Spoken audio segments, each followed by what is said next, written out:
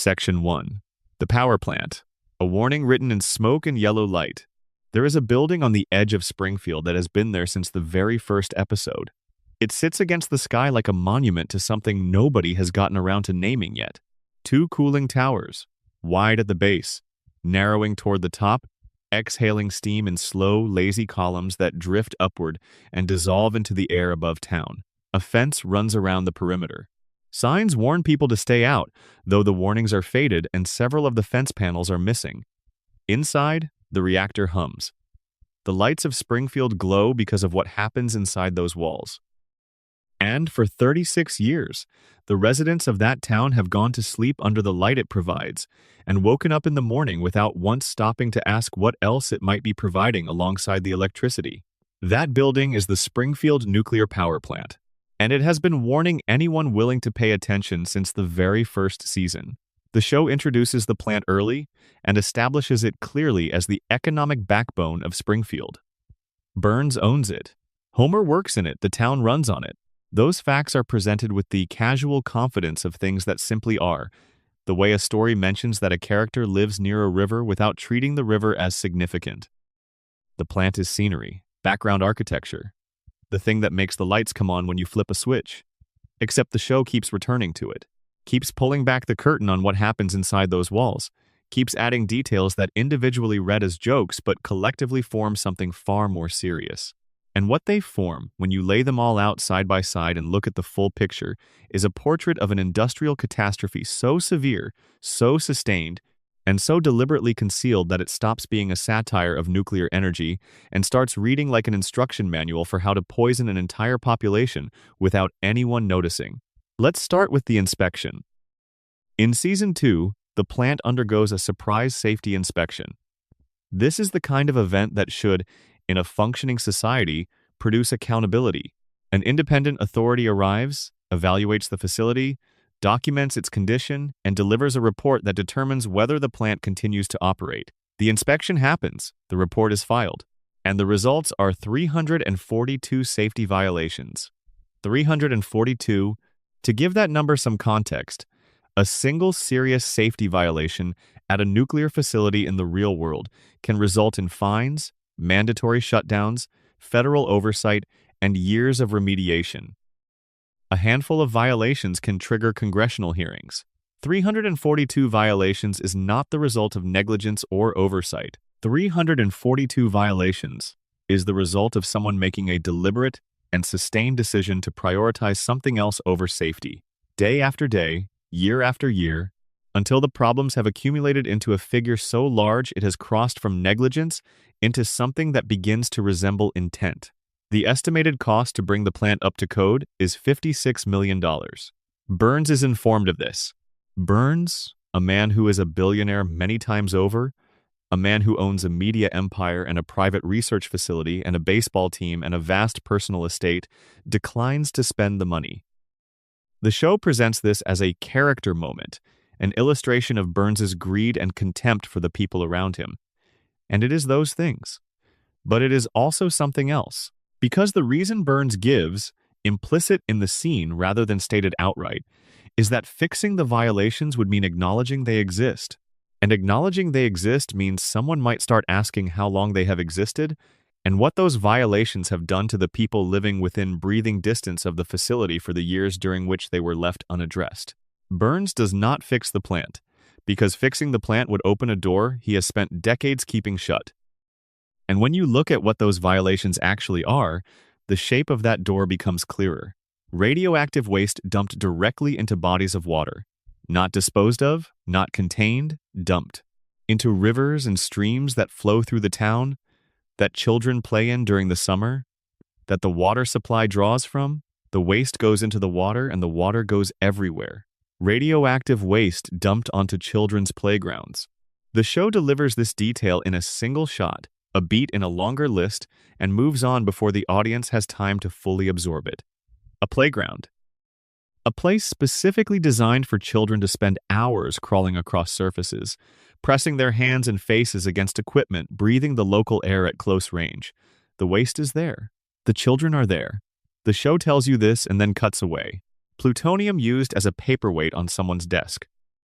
This detail is played entirely for comedy, and it works as comedy, and it is also a description of a highly radioactive transuranic element being handled carelessly by an employee who presumably goes home at the end of his shift, gets in his car, goes to the grocery store, picks up his children from school, and carries whatever exposure he accumulated at his desk with him through all of those places. Cracked cooling towers patched with chewing gum. The cooling towers are the physical mechanism by which the reactor is prevented from overheating. They are the barrier between normal operation and a catastrophic release of radioactive material. They are cracked, and someone's response to discovering this was to apply a wad of chewing gum to the crack and consider the problem addressed. The show lingers on this image just long enough for you to understand what you are looking at and then moves on, because there are more violations to get through. Luminous rats running through the facility, rodents that glow, animals that have absorbed enough radiation from their environment that their bodies emit visible light, living organisms navigating the interior of an active nuclear facility while visibly demonstrating the effects of radiation exposure on biological tissue. They move through the walls and floors of a building where human beings spend 8 hours a day, 5 days a week, breathing the same air and touching the same surfaces. And then there are the skeletons. In the basement of the Springfield nuclear power plant, inspectors find human skeletal remains, bones. People at some point died inside this facility, and their bodies were either placed in the basement or they died there and were never removed. The show does not explain this. It does not attempt to explain this. It shows you the bones and moves forward without pausing, without investigating, without even acknowledging through the characters' reactions that this is an extraordinary thing to find in the basement of a building where people currently work. Human skeletons in the basement of an active nuclear facility. Nobody asks a single question about it. And here is the detail that ties the whole thing together into something that begins to feel less like satire and more like a very specific kind of horror. The man whose job it is to prevent all of this, the individual who is employed by the plant and empowered by his position to identify hazards, document violations, and ensure that the facility operates within safety standards, is Homer Simpson. Homer Simpson is the safety inspector for the Springfield nuclear power plant. The show's own creator has publicly stated that Homer has an IQ of 55. 55. This places him in a category of cognitive function that in the real world would raise serious questions about his ability to hold any position involving technical responsibility, let alone one involving a working nuclear reactor. And beyond the IQ, the show has given Homer a specific, documented, physical explanation for his cognitive state: a crayon. A crayon that was lodged in his brain in childhood that physically reduced his capacity for thought and reasoning by taking up space in the neural architecture responsible for higher cognitive function. The crayon is in there.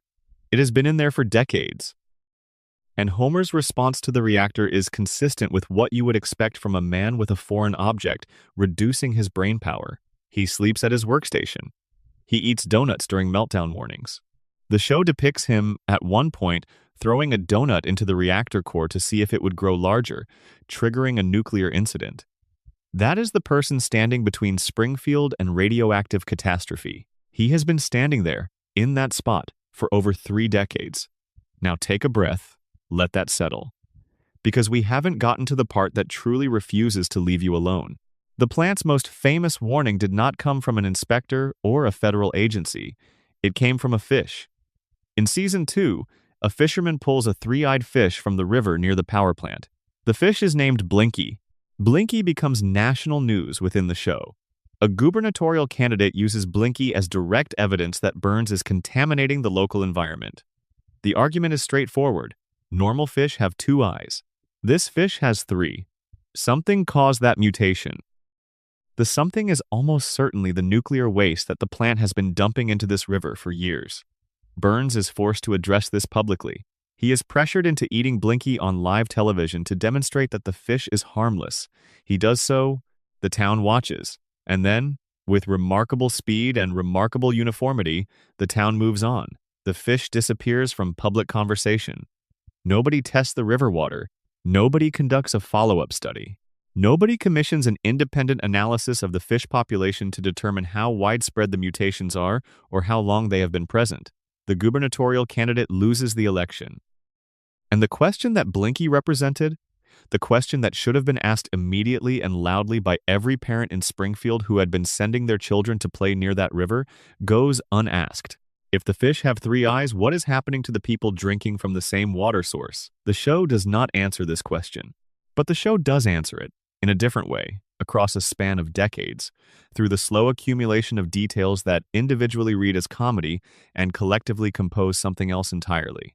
Consider the Simpsons movie, which the show treats as a canonical event within the series. Springfield's environmental contamination escalates to a point where the Environmental Protection Agency, a real federal regulatory body operating within the show's universe, makes a determination about the town. The EPA's determination is not a fine. It is not a mandated cleanup operation. It is not even an enforceable remediation plan. The EPA looks at Springfield and determines that the town is so thoroughly contaminated, so fundamentally toxic, that the only viable solution is physical containment. They build a dome over the city, a massive glass structure that seals Springfield off from the rest of the country to prevent its pollution from spreading outward. The United States government has classified Springfield as an environmental hazard zone, not a region with environmental concerns, not an area requiring monitoring, a zone requiring physical containment. The residents of Springfield, every person who has been breathing that air and drinking that water for decades, are inside the dome when it goes up. They are sealed inside the contamination zone. Because from the outside, from the perspective of the federal government, the contamination is inside them now. They are the contamination. This is the Simpsons movie. This is canonical. This actually happens in the show's universe. And when the dome comes down at the end of the film, when Springfield is unsealed and the residents are allowed to rebuild and resume their lives, not a single one of the conditions that led to the dome's construction has been addressed. The plant is still there. Burns is still there. The violations are still in place. The water is still receiving whatever the cooling towers and waste pipes have been putting into it for years. The dome was a reaction, not a solution. And once the immediate crisis was resolved, once the drama of the dome was over, Springfield went back to being Springfield, which is perhaps the most honest warning the show ever delivered. Not the dome itself, not the three-eyed fish, not the 342 violations. The warning is what happened afterward. The warning is that, after all of that, after a federal dome and a national scandal and a town that nearly drowned in its own waste, the plant kept running and nobody changed anything, and Homer went back to his desk in Sector 7G and ate another donut. The warning is that knowing is not the same as acting. Springfield knew. The fish told them in Season 2. The inspection told them in Season 2. The dome told them in the movie. The luminous rats and the chewing gum and the skeletons in the basement told them across 36 seasons of accumulated detail. Springfield knew, and Springfield kept the lights on and went to sleep under them, and the cooling towers kept exhaling into the sky above the town, and the river kept flowing wherever rivers flow. That is the first warning, the biggest one, the one the show has been delivering since the beginning. It is quiet now. The plant is humming in the background of Springfield the way it always has.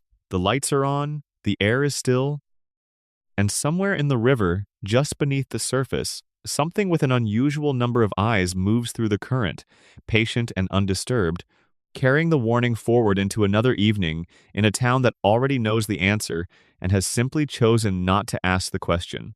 Rest here for a moment. The next section will still be here when you're ready. If you're watching this from somewhere interesting, drop your time and location in the comments. And if you want more long-form explorations like this one, subscribing takes about 2 seconds and it genuinely helps. Now settle back in. We're just getting started. Section 2. Blinky, the three-eyed fish, and the silence that followed. Most warnings arrive loudly. They come with sirens and flashing lights, with official letterheads and escalating tones. They announce themselves. They demand attention. They make it difficult to look away. Blinky did not arrive loudly. Blinky arrived at the end of a fishing line, pulled from a river in Springfield by an ordinary man who thought he was going to have a quiet afternoon and instead pulled out of the water something that should have changed everything. A small, ordinary fish, by every standard except one. In the center of its forehead, above the 2 eyes it shared with every other fish in the river, was a third eye. Round, clear, fully formed, positioned with a kind of biological confidence that made it look less like a mutation and more like a feature. like something that had been growing there for a while and had simply gotten on with the business of being an eye. The fish was real. It was not a joke, not a dream sequence, not a background gag in a crowd scene. Blinky was pulled from the water, examined, and found to be physically authentic. A mutated fish, living in a river that ran alongside the Springfield nuclear power plant, displaying a visible physical alteration that had no natural explanation. Springfield looked at Blinky. Springfield blinked. And then Springfield largely moved on. But before the moving on, there was a moment when the implications of Blinky almost broke through. A gubernatorial candidate named Mary Bailey used the fish in her campaign against Burns, who was running for governor at the time. Bailey held Blinky up as evidence of what Burns's plant was doing to the local environment. The argument was simple, and the evidence was holding the argument in the palm of her hand with a third eye looking out at the press corps. Burns owns a nuclear plant. The nuclear plant has been operating for years with hundreds of safety violations.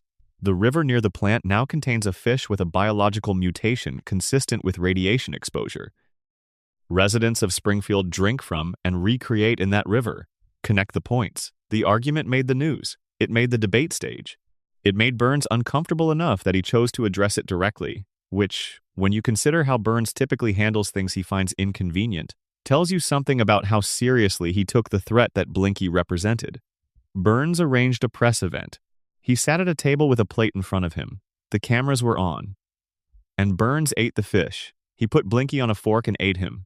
And the message was clear, even if it was never stated directly. There is nothing wrong with this fish. I am the most powerful man in this region.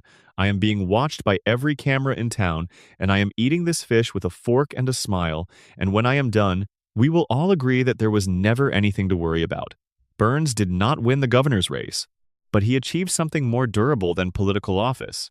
He removed the fish from the conversation after the press event, after the election, after Bailey won and Burns went back to his plant. Blinky was never systematically investigated. The river was never tested. No environmental audit was commissioned. No biologist was brought in to study the fish population and determine how widespread the mutations were, how long they had been present, whether they were accelerating or stabilizing, what they might indicate about other organisms living in the same ecosystem. Blinky was an event, and events pass. What gets lost in the passage is that Blinky was not an anomaly. That is the part the town never sat with long enough to understand. A mutation does not appear in a single fish and nowhere else. Mutation is environmental. It affects organisms based on their exposure to whatever agent is causing the mutation. If one fish in the river has 3 eyes, the question is not why this fish is unusual. The question is how many other fish in this river have 3 eyes, and what has the water done to the organisms that have been living in and around it for longer than this one fish has been alive. Blinky was a data point. Springfield treated him like a news cycle. There is a quiet cruelty in the way the show handles the aftermath of Blinky's appearance. The episode ends. The next episode begins. Springfield is the same. The river is the same. The plant is the same. Children are still playing near the water. Families are still fishing from the same banks. And the show, for its part, never returns to the river to see what else might be in it, because to return to the river would be to commit to a line of inquiry that the show has, from the beginning, deliberately avoided following to its conclusion. This is a pattern that repeats throughout the series. The show introduces evidence of environmental contamination, presents it in enough detail to be undeniable, and then retreats before drawing the obvious inference. It shows you the fish. It does not show you what the fish means. And so the audience does what the characters do, acknowledges the fish as remarkable, laughs at the fish, and allows the fish to recede into the background. But the fish does not recede from the river. This is the part the show never says directly, but the logic of the world it has built demands you consider it. Blinky was pulled out of the river. The river is still there. The plant is still there. The waste is presumably still entering the water from the same discharge points it has been using for years. Blinky was not the last mutated fish. He was the first one that made it onto a fishing line and into national conversation. The river, left unmonitored and untested, has continued receiving whatever the plant sends into it, and the organisms in that river have continued responding to their environment. There are more fish with 3 eyes in the river near the Springfield nuclear power plant. The show never confirms this, because the show never goes back to look. But the absence of investigation is not the same as the absence of fish. The river continues whether the camera is pointed at it or not. Now, let's talk about what Blinky actually represented as a warning. Stripped of the comedy and the press events and the gubernatorial theater, Blinky was a visible, physical demonstration that the nuclear waste leaving the Springfield plant was biologically active in the local ecosystem. That is what a three-eyed fish means. It means the mutation-causing agent is present in the water at concentrations sufficient to produce observable physical changes in organisms that live there. It means the exposure is ongoing, not historical. It means the fish are living in it right now, and the fish that produce offspring are passing on whatever adaptations they're developing in response to their environment. In toxicology, you monitor fish populations specifically because fish are indicators. They live in the water, they breathe the water. They process it continuously through their bodies, and their physical condition reflects the chemical composition of their environment with a directness that makes them extraordinarily useful as early warning systems. When fish start showing mutations, it does not mean the fish have a problem. It means the water has a problem, and the fish are showing you what the problem looks like on the inside of a living body. Blinky was Springfield's water showing the town what it looked like on the inside of a living body. And Springfield named him, laughed at him, and watched Burns eat him on television. What the show depicts in Blinky's aftermath, the rapid return to normalcy, the absence of follow-up investigation, the way a gubernatorial candidate could use a mutated fish as campaign evidence and still lose the election, is a precise and detailed portrait of how communities respond to environmental warnings, when the source of the contamination is also the source of their economic stability. Burns owns the plant. The plant employs a significant portion of Springfield. The plant provides the electricity that powers the town. Investigating Blinky seriously, following the evidence to wherever it leads, asking the hard questions about what the plant has been doing to the river and by extension to the town, would put all of that at risk. And so, the community performs a kind of collective cost-benefit analysis, largely unconscious, rarely articulated out loud, but present in every decision not to test the water, every vote cast in an election where the environment was on the ballot, every parent who watched their children play near the river and chose not to think too carefully about what was in it. The cost of knowing is higher than the cost of not knowing. So Blinky becomes a joke, becomes a mascot, becomes a plushie and a bumper sticker and a symbol of Springfield's quirky identity rather than what he actually was, a biological alarm. The show understood this dynamic. The show depicted it with enough clarity that if you sit with the episode and follow the logic, it becomes impossible to see it as purely comic. There is something genuinely sad about the fish. Not Blinky himself, who is simply a fish doing what fish do in the environment he happens to inhabit. What's sad is the response. The election results. The way Burns wins by losing, walks away from a confrontation with direct physical evidence of environmental damage he caused, and pays no lasting consequence.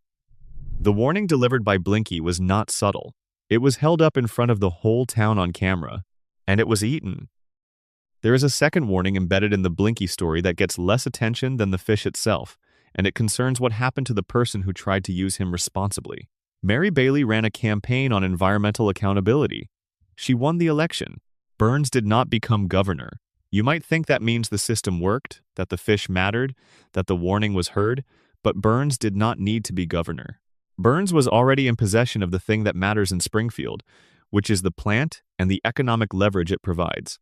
The election result changed nothing about the plant's operations, nothing about the violations, nothing about the water. Mary Bailey won the governorship, and the river kept flowing the way it had been flowing, carrying whatever the plant sent into it downstream to wherever the current takes such things. Winning the election was not the same as fixing the problem, and this is perhaps the deepest lesson Blinky represents. The warning was delivered, the democratic process produced the preferred result, and nothing downstream of that result changed because the warning itself was never actually translated into remediation. The fish appeared, the politician used the fish, the politician won, the fish was forgotten, the river kept flowing. Even the name Blinky deserves a moment of consideration. Someone named this fish. Someone looked at a three-eyed fish and chose the name Blinky, which is a warm, slightly comic name, the kind of name you give something you want to feel affectionate about rather than alarmed by. Blinky is a character. Blinky is a mascot. Blinky is a symbol that Springfield can embrace with a kind of local pride, the way a town might embrace any unusual feature of its landscape, because embracing it makes it ours rather than wrong. If the fish had been named something that reflected what it actually was, something clinical, something that connected it explicitly to the contamination event that created it, it would have been much harder to eat on television and much harder to forget. But Blinky is endearing, and endearing things are not alarming. Endearing things are Springfield's. Decades pass in the show after Blinky's introduction. The fish is referenced occasionally, usually as a visual shorthand for Springfield's somewhat troubled environmental record, but never with the seriousness the original episode briefly gestured toward. He becomes atmosphere, background detail, a reminder that Springfield has this quirky thing about it, this three-eyed fish in the local river, which you can find on merchandise and in the background of establishing shots and in the occasional passing joke. He is no longer a warning, he is a brand. And perhaps that is the final statement the show is making through the whole arc of Blinky's existence. Warnings do not disappear when they go unheeded. They get absorbed. They get repackaged. They get turned into something the community can hold and display without having to reckon with what the warning was originally trying to say. The alarm becomes the mascot. The evidence becomes the souvenir. And the river that produced the alarm keeps producing whatever it produces, because the process of making something charming is also the process of making it safe to ignore. Blinky is in the river right now, or his descendants are, or something with a different configuration of extra features, something that has been developing in that water for decades more than Blinky had, something the cameras have never been pointed at because the cameras stopped looking when the election was over. The river is dark, the plant is still humming at the edge of town, and the water moves the way water always moves, carrying everything it carries toward wherever it is going, patient and consistent, and indifferent to the question of whether anyone is paying attention. Let the river sounds carry you forward. There is more to see in Springfield, and most of it is quieter than Blinky.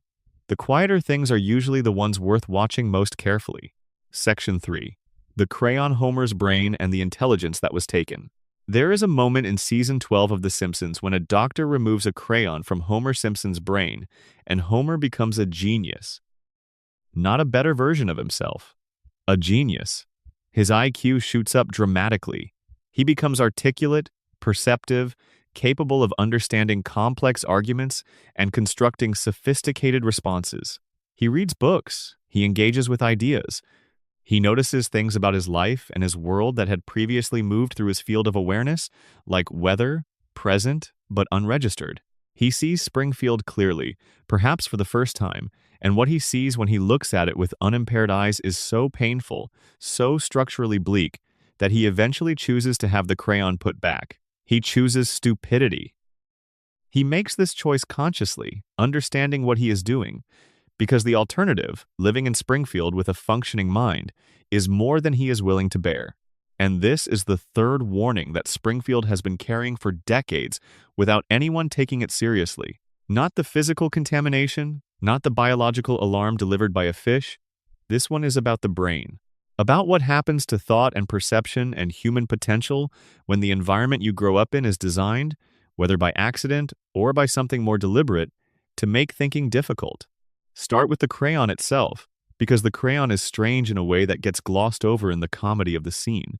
Homer has a crayon in his brain. A waxy-colored crayon, the kind given to children for drawing, has been lodged in the neural tissue of his frontal lobe since childhood.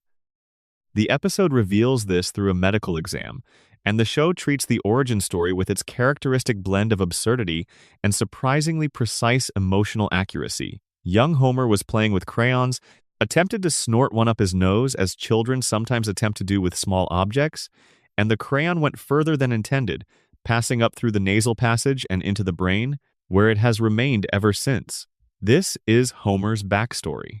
This is canonical. A crayon in his brain since childhood. Now here is the thing the show does not ask, the question that gets overlooked in the absurdism of the setup.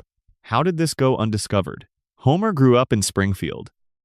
He attended Springfield schools. He was presumably examined by doctors, received whatever pediatric health care Springfield offered, went through adolescence and early adulthood in a community with hospitals and medical professionals.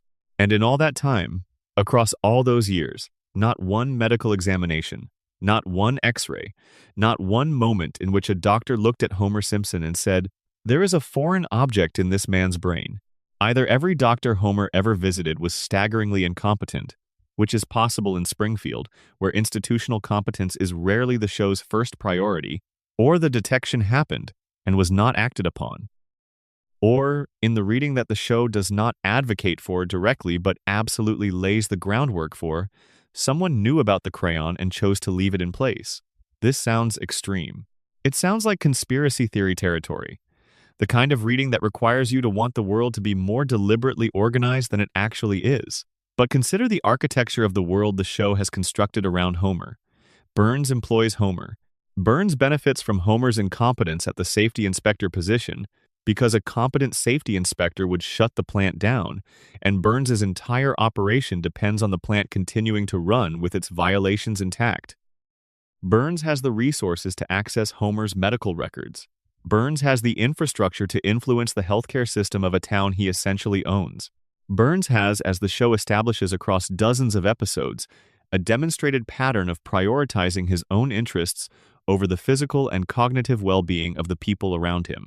The crayon in Homer's brain is convenient for Burns in a way that goes beyond mere luck. When the crayon is removed and Homer's intelligence surges, the first thing he does is notice the nuclear plant. Really notice it. He writes a detailed, scientifically coherent report on the environmental impact of the plant's operations. The report is persuasive. The report is accurate. The report gets passed around Springfield and begins generating serious discussion about what the plant has been doing to the town. Burns's response is to threaten Homer's job. Homer's response, after some deliberation, is to go back to the doctor and have the crayon reinserted.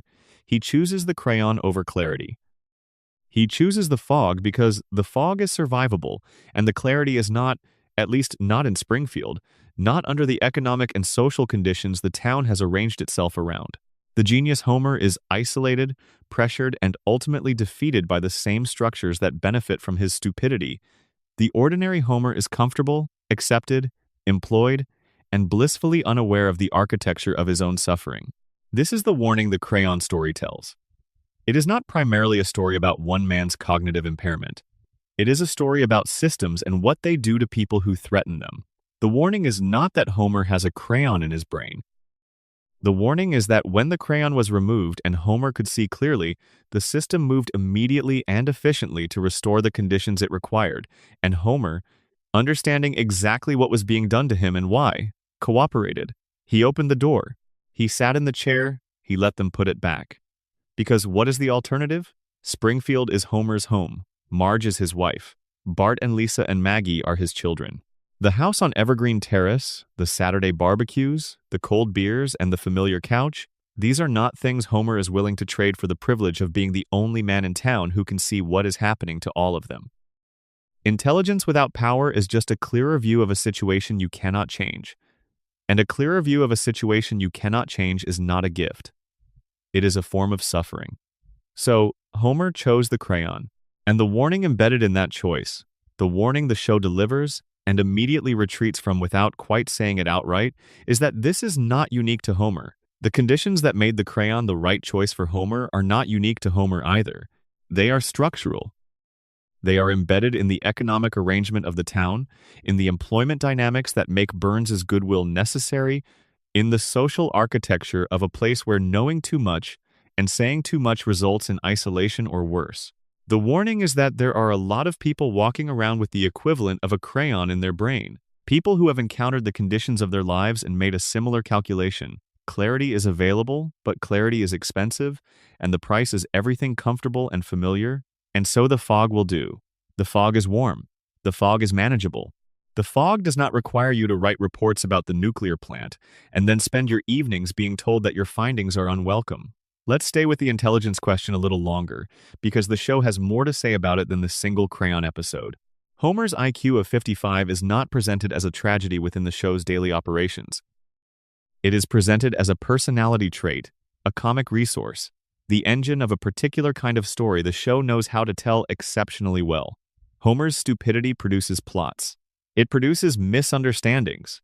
It produces the kind of consequence-resistant blundering that, in a comedy, generates the variety and escalation that keeps an audience engaged. Homer being smart would not be nearly as useful to the show as Homer being beautifully, comprehensively dense. But the show's creator saying on record that Homer has an IQ of 55 is not a neutral creative statement.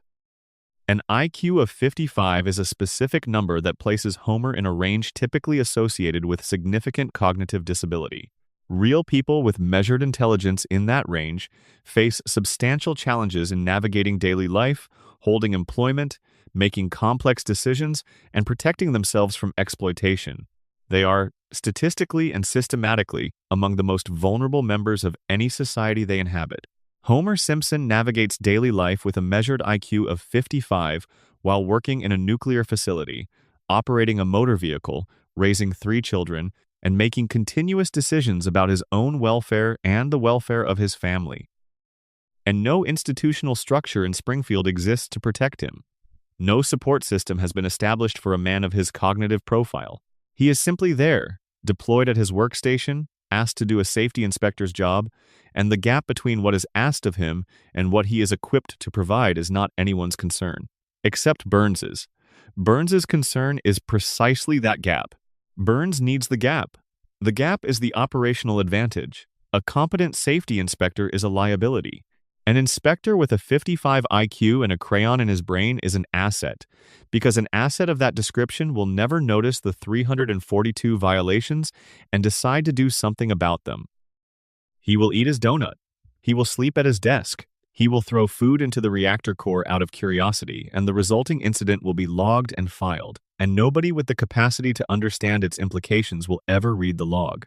The crayon is the system's greatest achievement, not because it was necessarily placed there deliberately, but because its presence creates conditions that the system can exploit, and the system does exploit them, consistently and comprehensively. Every single day, Homer goes to work and comes home without understanding what his job actually means for the people living around the plant. Now consider the broader implication the show is building toward, even if it never commits to stating it directly.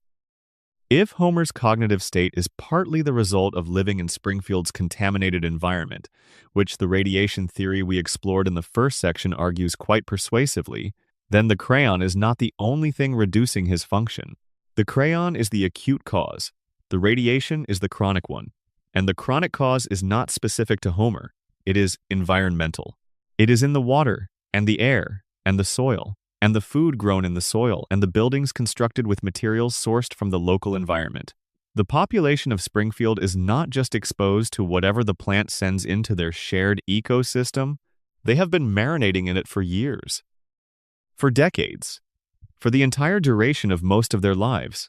The cognitive effects of chronic low-level radiation exposure in a sealed community would not manifest as a single dramatic crayon in the brain moment. They would manifest as a general tendency toward reduced capacity, toward the kind of thinking that prioritizes comfort over clarity, toward the precise intellectual profile that makes Burns's approach to managing Springfield so devastatingly effective. A population that cannot think clearly cannot organize against the thing that is preventing them from thinking clearly. This is the loop. This is the structure. This is the warning that Homer's brain has been delivering across 36 seasons in the form of comedy and catastrophe, and the regular Monday morning scene of a man eating a donut on the way to a job he is spectacularly unqualified to perform. The crayon episode ends with Homer making his choice and returning to his ordinary cognitive state. The show moves on. Homer goes back to work. The plant keeps running. The violations remain in place. And somewhere in Homer's frontal lobe, the crayon sits exactly where it has always been, doing exactly what it has always done, blocking the view, making the fog warm and manageable and something a person can live in for a lifetime without ever needing to understand what is generating it. The genius Homer produced a report about the plant's environmental impact. The report was never acted on. It was distributed and discussed, and then, in the way that uncomfortable documents tend to in Springfield, it was forgotten. The town does not have a good mechanism for holding on to inconvenient truths. This is something we will return to in a later section. For now, it is enough to note that the report existed, that for a brief window of time, Homer Simpson understood his situation with complete clarity and produced a document that demonstrated that understanding. The document exists in the show's history the way Blinky exists, as evidence that the warning was delivered clearly with supporting data to the people who needed to hear it. And the warning sat in the same river as Blinky, patient and present, and completely undisturbed by the fact that nobody came back to look at it. Let that sit with you. There is a version of Homer that could see everything, that wrote it all down, that put it in words a community could have acted on. That version existed, briefly, in season 12. And then the fog came back, and Homer went home, and the donut was waiting. Close your eyes for a moment if you like. The show is still running, the way it always has, and the next section will be here when you open them again. Section 4. Mr. Burns' The Warning of Unchecked Wealth and What It Builds. There is a type of person The Simpsons has been studying for 36 years, with the patience of a naturalist observing a slow-moving but very dangerous animal. The person is Charles Montgomery Burns. He is, by the show's own accounting, somewhere between 100 and 140 years old. He owns a nuclear power plant, a private medical research division, at least one pharmaceutical operation, several media properties, and a personal estate that features architecture suggesting a man who was building things during eras when the current labor laws had not yet been conceived. He has employed, manipulated, or outlived most of the significant people in Springfield's history. He is physically diminished, a collection of fragile bones and papery skin held together by weekly medical interventions so intensive that they cause his body to emit visible light. But his mind is precise, his strategy is sound, and his willingness to harm the people around him in pursuit of his objectives has never once been moderated by anything resembling doubt. Burns is not a cartoon villain. He is a cartoon villain the way an X-ray of a tumor is a cartoon. The form is simplified, the colors are flat, the lines are clean, but what the image represents is something the medium of cartoon cannot fully contain. The warning Burns delivers is not delivered in a single episode or a single storyline. It accumulates the way his age accumulates, year after year, season after season, one detail at a time, until the portrait is complete and you realize you have been looking at the same warning from the beginning. Let's start with what Burns actually is within Springfield's economic ecosystem. Springfield's power supply is entirely dependent on the plant. There is no competing energy source, no municipal alternative, no distributed network of smaller providers. Burns controls the infrastructure that makes modern life possible in Springfield. Without the plant, no lights, no refrigeration, no heat in winter, no running of any appliance or device that requires electricity to function. Burns does not merely employ a portion of Springfield's population or contribute to its tax base. Burns holds the functional ability to end comfortable life in the town at any time he chooses, simply by turning off the supply. This is not theoretical. The show makes it literal. In the Who Shot Mr. Burns storyline, Burns constructs a device that blocks sunlight from reaching Springfield. He does this to force residents to purchase more electricity, since without natural light they become entirely dependent on artificial sources, all of which run through his grid. The device is enormous, a mechanical sunblocker positioned above the town, and it works. Springfield is plunged into perpetual dimness. The residents have no recourse. Their food will not grow. Their solar energy, to whatever limited extent anyone was using it, becomes non-existent. Their quality of life degrades immediately and will continue degrading until Burns removes the blocker or is stopped. Burns did not block the sun as a last resort. He did it as a business strategy. He looked at Springfield and calculated that darkening the town was a viable commercial move, that the cost-benefit analysis of plunging an entire community into sunlessness in exchange for increased electricity revenue was favorable enough to proceed, and he was right. There was no mechanism in Springfield's governance that could stop him quickly enough to prevent significant harm. The police were ineffective. The political structure was too dependent on Burns's financial influence to move against him decisively. The town could not simply turn to a different power supplier because there was no different power supplier. This is the warning Burns represents at its most distilled form. The warning is not that bad people exist. The warning is what unchecked economic monopoly does to the population that depends on it. When a single entity controls an infrastructure that an entire community needs for basic functioning, that entity accumulates a form of power over that community that is nearly impossible to challenge through conventional means. You cannot vote Burns out. You cannot sue Burns effectively, because his legal resources vastly exceed the town's capacity to pursue litigation. You cannot boycott his product, because his product is electricity and the alternative to his product is darkness. You cannot simply compete with him because the capital requirements to build and operate a nuclear facility are so far beyond the reach of any private citizen or small municipal government that competition is functionally impossible. Burns is what you get at the end of a process that began long before any of the show's current residents were born. He is the terminal condition of a particular kind of economic arrangement, the point at which monopoly matures into something that begins to resemble feudalism, where the holder of essential infrastructure has accumulated not merely wealth but a structural dominance over the population that cannot be addressed through normal democratic mechanisms. And Springfield lives in the downstream of that condition every day without fully registering what the condition is or how it was built. Now, let's talk about Burns's relationship with time, because this is where the warning becomes stranger and more specific. Burns is old. He is not just elderly in the way that adds wisdom and perspective and the occasional charming anecdote about historical events. He is old in a way that removes him from the ordinary human relationship with consequences. Burns has been operating for so long, has accumulated resources across such an extended personal timeline, that most of the structures that would normally produce accountability for a person of his behavior have either been shaped by him directly or existed for so short a time relative to his own tenure that they have not yet developed the institutional memory to understand what they are dealing with. The regulators who arrived to inspect the plant in the Season 2 episode were dealing with a facility that Burns had been running for decades before they were born. Their regulatory framework was new compared to the plant itself. The political figures Burns has outlived include, by the show's accounts, presidents and governors and local officials who spent careers in public service and died or retired before Burns showed any signs of either. The legal precedents, the safety standards, the environmental regulations, all developed after Burns had already established his operational methods and his relationships with the people who enforce the rules.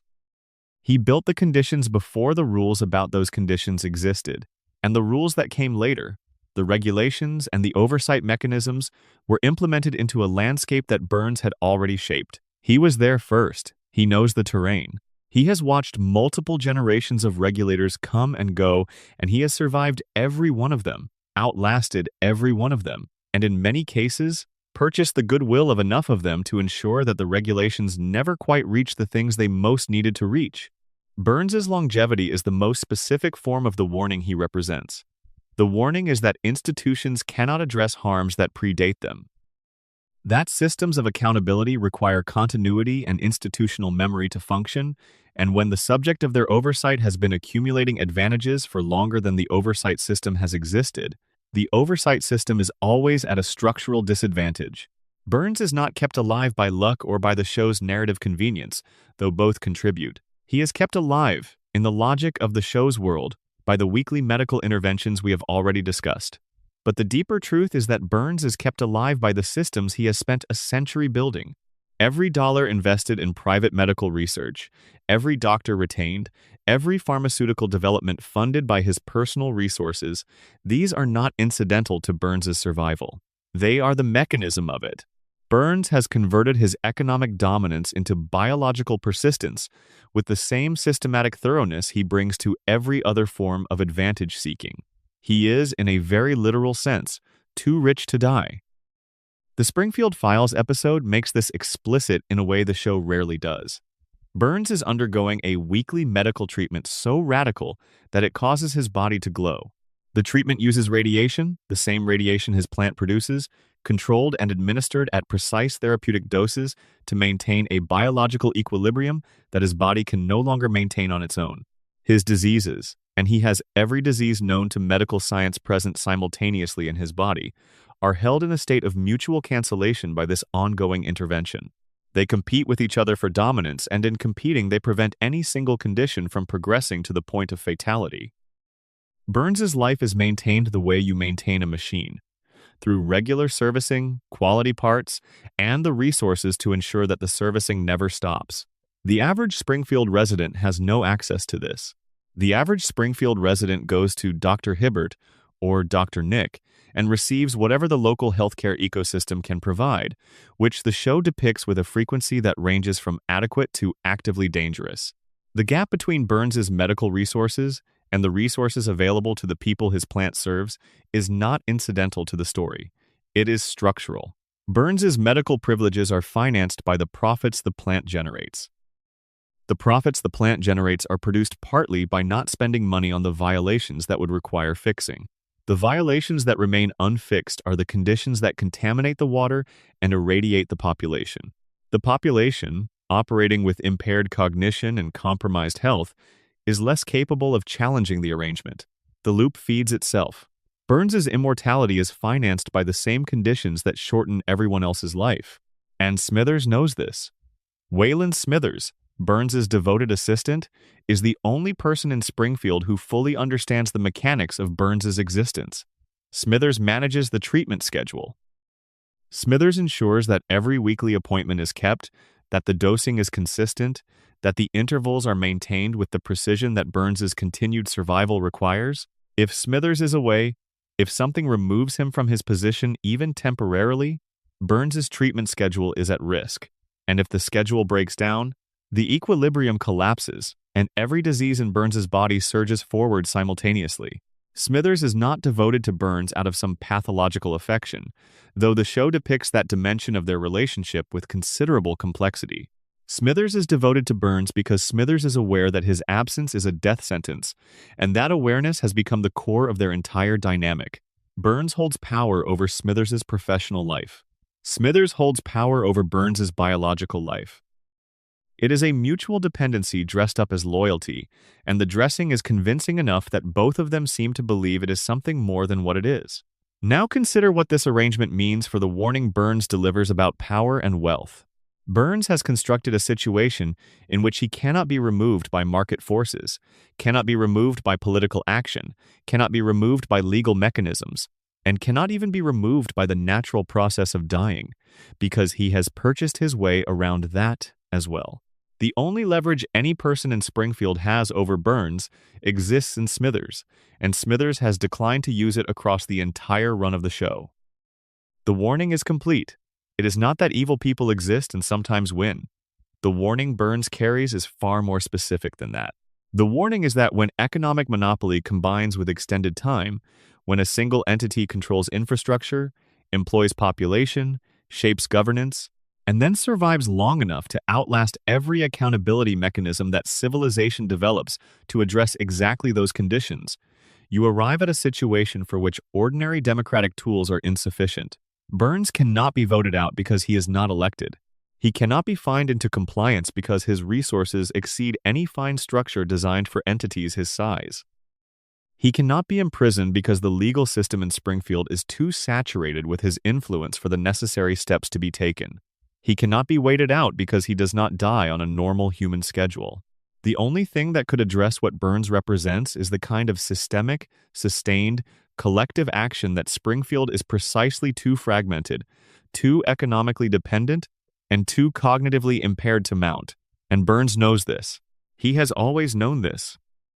His entire operation is built on the accurate assessment that the town cannot resist him, that the people cannot organize against him, that the water will carry whatever he puts in it, and the fish will grow whatever eyes the exposure produces, and the residents will eat their food and drink their water and go to work at his plant and come home to the houses his electricity.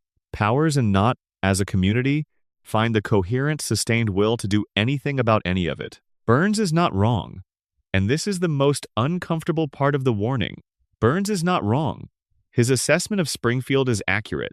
The town validates his contempt every season, not through malice, not through cowardice in any simple sense, but through the ordinary human tendency to prioritize the manageable and familiar over the urgent and complex. The sun blocking was stopped. He was shot. He faced consequences in individual episodes, but the plant is still running. The violations are still in place. The water still receives whatever the discharge pipes deliver. Burns is still alive, Still served by Smithers? Still maintained by his weekly treatment? Still sending Homer to Sector 7G every morning? Individual events do not constitute accountability. The plant is the accountability that never arrived. Settle into that for a moment. Let the hum of the reactor at the edge of town be the background for this next thought.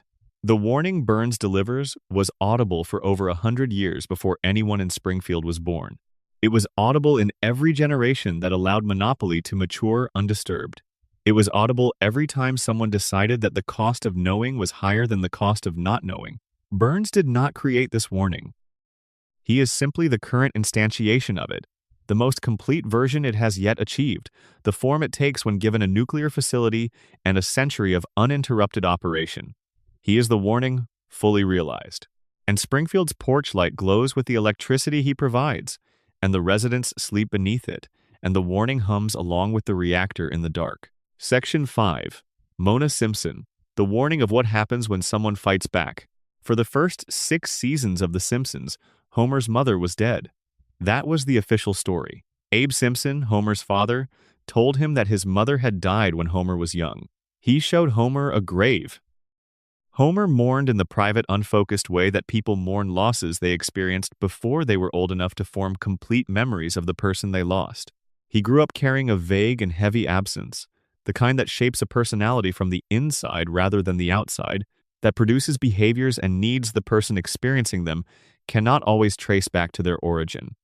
Homer's desperate need for approval, his terror of abandonment, his willingness to absorb enormous amounts of humiliation and mistreatment from his employer rather than risk losing the income that keeps his family intact, his clinginess toward Marge, his compulsive need to be liked, to be included, to have somewhere to come home to that is warm and familiar and his. All of that, the show eventually revealed, was Homer's response to a loss that was not a death, it was a disappearance. And the disappearance was not an accident. Homer's mother was alive. She had been alive the whole time, and she had been kept away from her son by a combination of corporate vindictiveness, federal surveillance, and a family's decision, made in crisis, to replace the truth with a lie that was easier to live with. The episode is called Mother Simpson, and it aired in the show's 7th season, and it is one of the most quietly devastating things the show has ever done.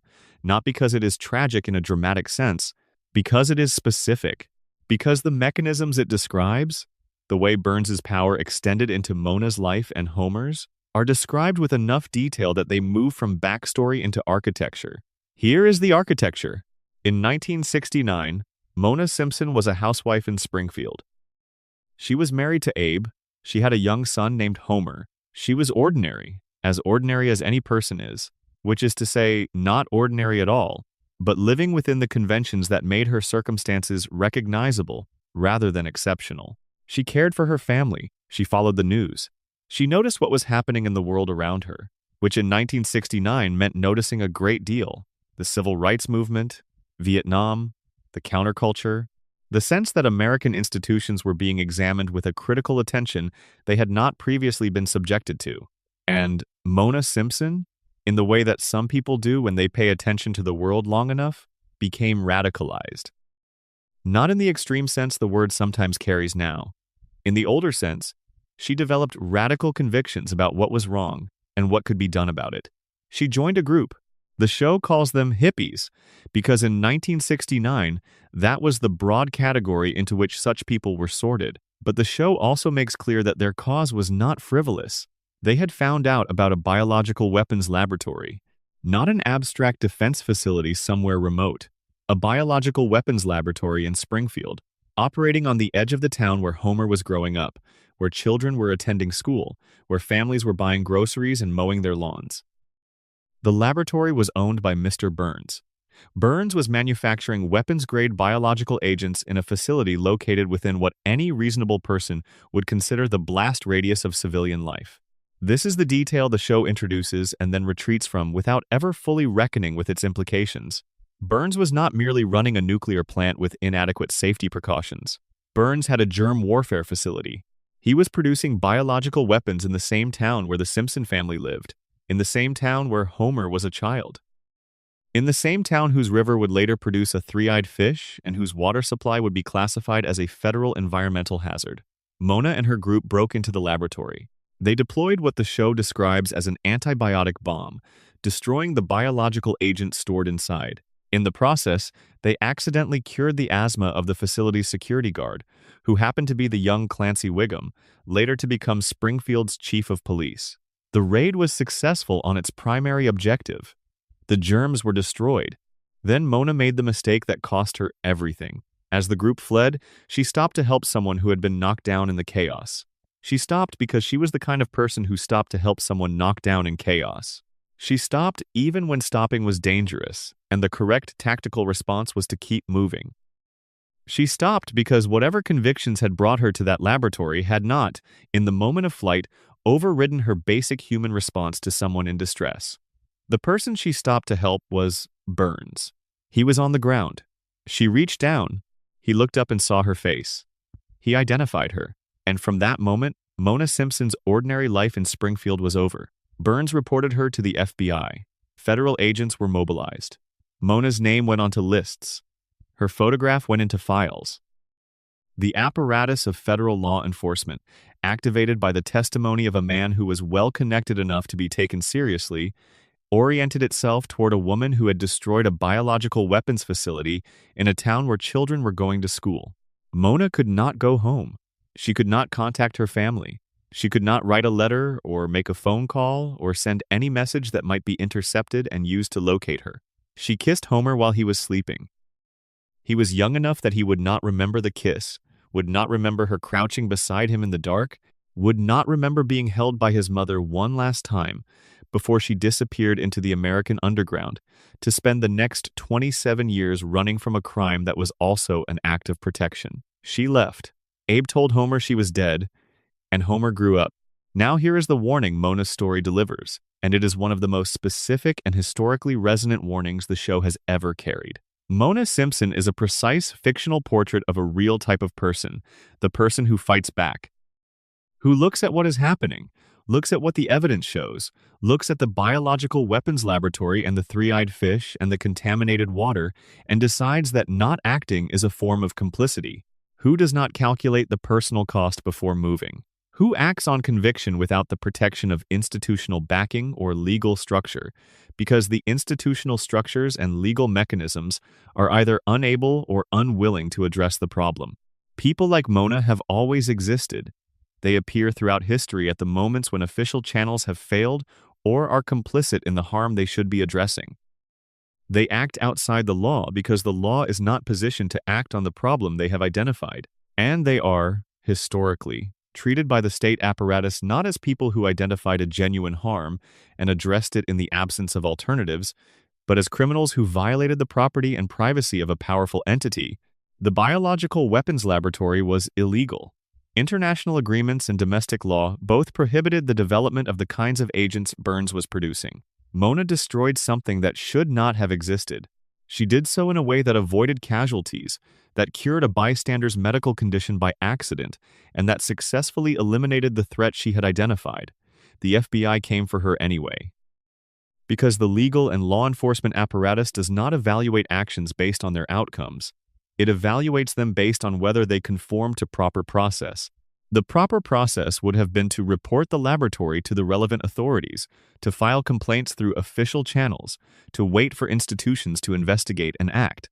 The proper process in this case was functioning to the benefit of the man who owned the laboratory, because Burns had spent decades ensuring that Springfield's institutional infrastructure bent toward his interests. The proper process would not have produced the outcome Mona produced.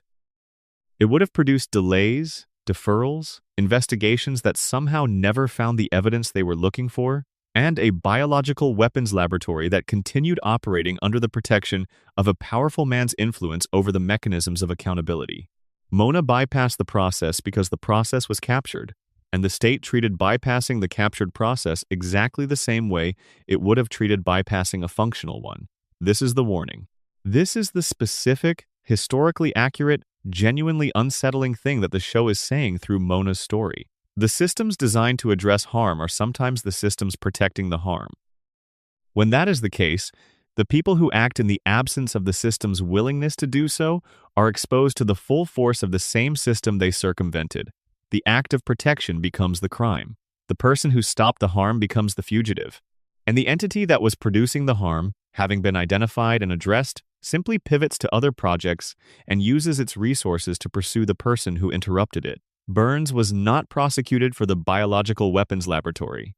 The laboratory's existence, confirmed by Mona's raid, and the FBI's subsequent involvement, does not appear to have produced legal consequences for Burns.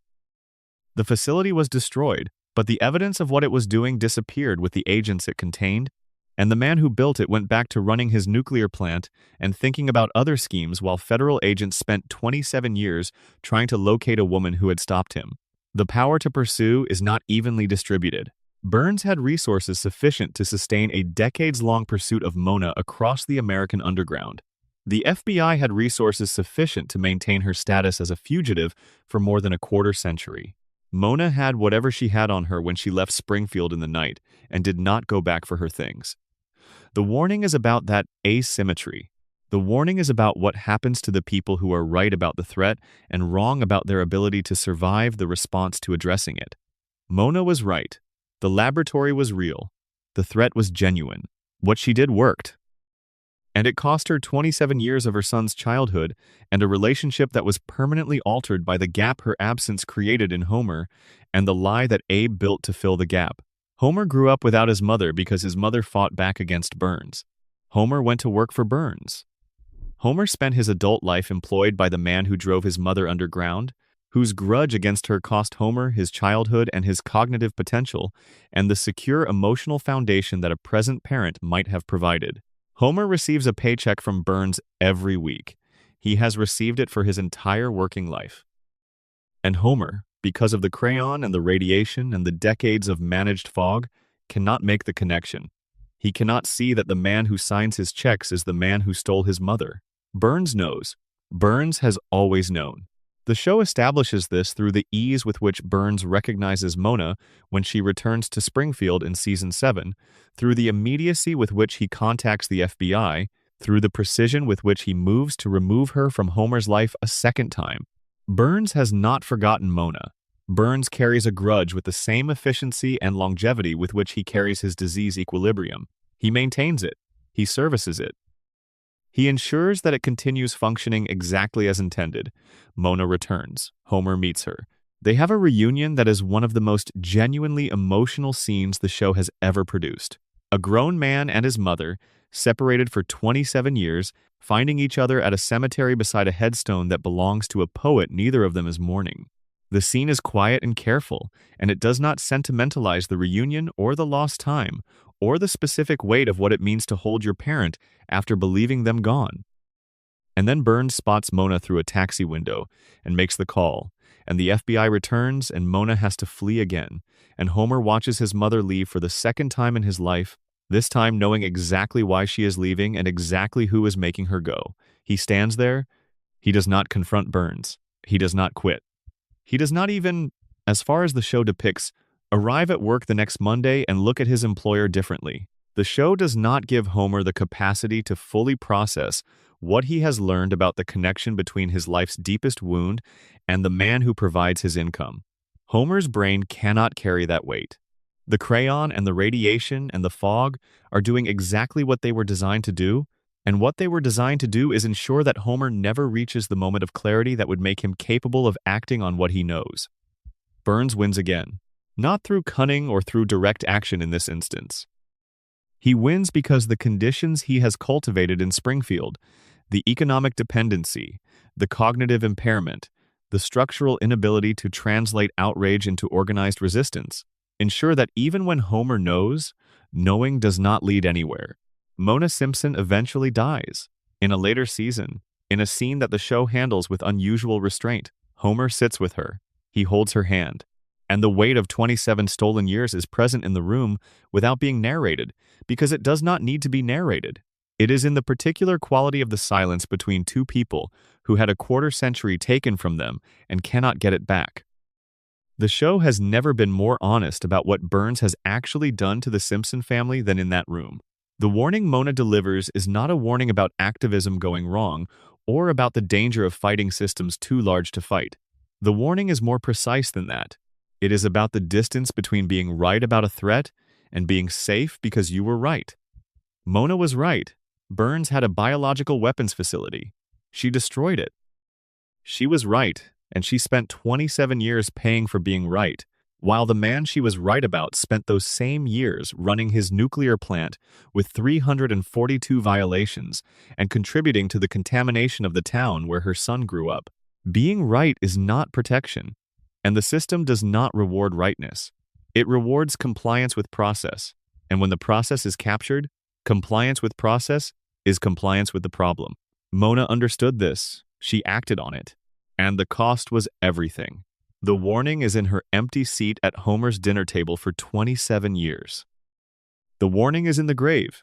Abe invented the headstone of a poet standing in for a woman who was alive and running and alone somewhere in America, unable to come home. The warning is in every moment of Homer's adult life that he navigated without the person whose absence shaped him.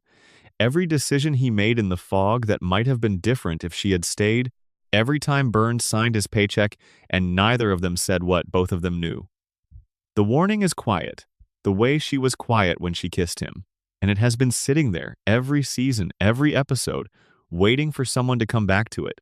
Section 6. Who Shot Mr. Burns? The warning about a justice that was never delivered. It is the summer of 1995, and America is watching Springfield solve a murder, or trying to solve one. Or performing the act of trying to solve one while the actual answer sits in the evidence like a thing everyone has agreed not to look at too directly. The setup is as complete as a setup can be. Burns has gone too far, which is the essential prerequisite for all of Springfield's most dramatic moments. He has stolen an oil well from beneath the elementary school, gutting the school's budget in the process. He has shut down the retirement home. He has bankrupted Moe's bar. He has injured the Simpson family dog. And then, as a kind of grand finale, he has deployed the sun-blocking device we discussed in the previous section, plunging Springfield into permanent artificial twilight so that every resident becomes entirely dependent on his electricity supply. Every person in Springfield has a reason to want Burns dead. The show does not rush past this. It takes the time to establish individual motives for a remarkable number of characters, building the architecture of grievance with the thoroughness of a mystery writer who understands that the best whodunit gives you too many suspects rather than too few. Homer, because Burns cannot remember his name despite years of employment. Bart and Lisa, because the school lost its funding for music and enrichment programs. Grandpa, because the retirement home is gone. Groundskeeper Willie, because he lost his job when the school's budget collapsed. Tito Puente, the musician, because Burns cut the music program. Moe, because his bar is bankrupt. Even Smithers, freshly fired for objecting to the sunblocker and spiraling into a very public, emotional collapse. The town meets. The tension is physical. Multiple characters are visibly armed. And then Burns collapses. A single gunshot wound. He staggers to the sundial in the town square and falls, his hands landing on 2 letters. The ambulance takes him away. The screen goes dark. America has until September to figure out who pulled the trigger. The contest is real. Fox promoted it nationally. America's Most Wanted produced a tie-in. Viewers were invited to submit their guesses for Who Shot Burns, with the prize of being animated into an actual episode. Thousands of entries arrived. And according to the DVD commentary, from the sample that was reviewed, not a single person guessed correctly. Nobody won. The winner was selected randomly from the pool, received a cash payment instead of animation because they had the wrong answer, and the one person who apparently posted the correct answer online on the night of the original broadcast was using a college internet account that had expired by the time the producers tried to contact them. The producers issued an open invitation through the DVD release for that person to come forward. As far as anyone knows, they never did. Think about that for a moment. The show's creators designed a mystery, told the public it was solvable from the evidence presented in Part 1, ran a national contest around it, and then essentially nobody solved it. Either the clues were insufficient for the conclusion they pointed toward, or the answer did not logically follow from the evidence in the way the show claimed it did. When Part 2 aired, the investigation plays out as comedic procedural. Smithers confesses, but his confession collapses because he was blackout drunk and actually shot someone else in a different location. Suspects are eliminated one by one. Tito Puente's alibi is an entire musical number explaining that he channeled his rage into a samba. The investigation stalls until DNA analysis of an eyelash found on Burns's suit points to a Simpson. Homer is arrested. He has motive. He has opportunity. He has the fingerprints. He is about to be convicted when Burns wakes up and tells the room what happened. Burns encountered baby Maggie Simpson in the parking lot. He attempted to take her lollipop. In the struggle, his own gun fell from its holster. Maggie picked it up. The gun went off. Burns was shot. Case closed. Except for the things that do not close. Begin with the contest. A mystery designed to be solved by a national audience of millions over a summer of deliberation, and not a single person in the sample of entries got it right. The official response to this is essentially that Maggie was a surprising answer, cleverly concealed. But a mystery that a national audience cannot solve is not a cleverly concealed answer. It is either a poorly clued mystery or an answer that was not fully supported by the evidence available to solvers. Which is it? The show wants it to be the first option. The fans, the ones who have been sitting with this for 30 years, lean toward the second. Now look at the physical evidence. Burns's gun was missing from his holster before the shooting. The show establishes this. The holster is visible and empty at some point prior to the confrontation. Whoever shot Burns used his own weapon. They did not bring a gun to the town meeting because they were not planning to shoot anyone, or at least not planning to shoot Burns specifically. They encountered the gun by chance or design in the immediate aftermath of the meeting and used it. A baby finding a gun on the ground fits this profile. So do several other characters. Burns's last conscious words before being shot are, according to the show, some version of recognition. He sees his attacker and acknowledges them. He knows this person. He is not alarmed, not surprised in the way a man would be surprised by a stranger with a weapon. He acknowledges them the way you acknowledge someone familiar. Does Burns know Maggie Simpson? Has Burns interacted with Maggie in a way that would produce that specific tone of familiar recognition? The show does not establish a meaningful relationship between Burns and Maggie prior to this episode. Burns barely remembers Homer, and Homer works for him. The idea that Burns would see a baby in a parking lot and respond with the calm, familiar acknowledgement of someone he knows suggests either that the recognition scene has been extrapolated rather than depicted, or that the attacker Burns recognized was someone else. And then there is the Homer confession. In season 18, Homer states outright that he was the one who shot Burns. He says it on camera. The show does not treat this as a dramatic moment. Nobody investigates. Nobody reopens the case. The chief of police does not appear. Homer confesses to the attempted murder of the richest man in Springfield, and the show treats it as a throwaway line and moves forward. Two explanations. Either Homer is lying, which is consistent with his character and with the kind of impulsive self-aggrandizement he frequently engages in, or the original verdict was wrong and Homer knows it because he is the one who pulled the trigger, and the show is briefly acknowledging this while counting on the audience to not notice or not care enough to press the point. The alternate endings are the other piece of evidence that the show itself was not fully committed to its official answer. A complete alternate conclusion was filmed, voice-acted, and animated, in which Smithers is revealed as the shooter, full-length, fully produced, not a rough cut or a storyboard. A complete alternate episode ending. This ending was shown to audiences in a clip show hosted by Troy McClure, who dismisses it by saying it would not have made sense because all the Simpson DNA evidence would have to be ignored, which would be, in his words, downright nutty. That line is a direct reference to the O.J. Simpson trial, which concluded the same year. A jury had just ignored DNA evidence in a high-profile murder case. Troy McClure is making a joke about a real event in which forensic evidence was set aside in favor of an acquittal. The show is winking at you. It is telling you that DNA evidence can be ignored. It is telling you that acquittals happen even when the evidence points in a specific direction. It is telling you that the official answer in a case is not necessarily the right answer, and it is encoding this message inside a joking reference to one of the most famous miscarriages of justice in American legal history. This is not accidental. Writers of this caliber do not make accidental intertextual references to O.J. Simpson in an episode about a shooting investigation and a DNA-based conclusion that is being contested by fan theories. The Smithers ending existed because someone in the writer's room thought Smithers was a plausible answer. It was fully produced because the decision was not made definitively until late in the process. And the line dismissing it is more interesting than a genuine dismissal, because it directly invokes the idea that DNA evidence is sometimes set aside to reach a preferred conclusion. Let's consider the Marge theory, because it is one of the more interesting and better supported alternate readings. Marge Simpson is a devoted mother who watched Burns systematically destroy the school her children attend, endanger her family's dog, and plunge her town into artificial darkness. She is not depicted as a violent person, but she is depicted, across many episodes, as someone whose emotional resources are substantial and whose patience has genuine limits. The show has explored Marge's inner life with more nuance than it sometimes gets credit for. She is not simply the stable center around which Homer's chaos orbits.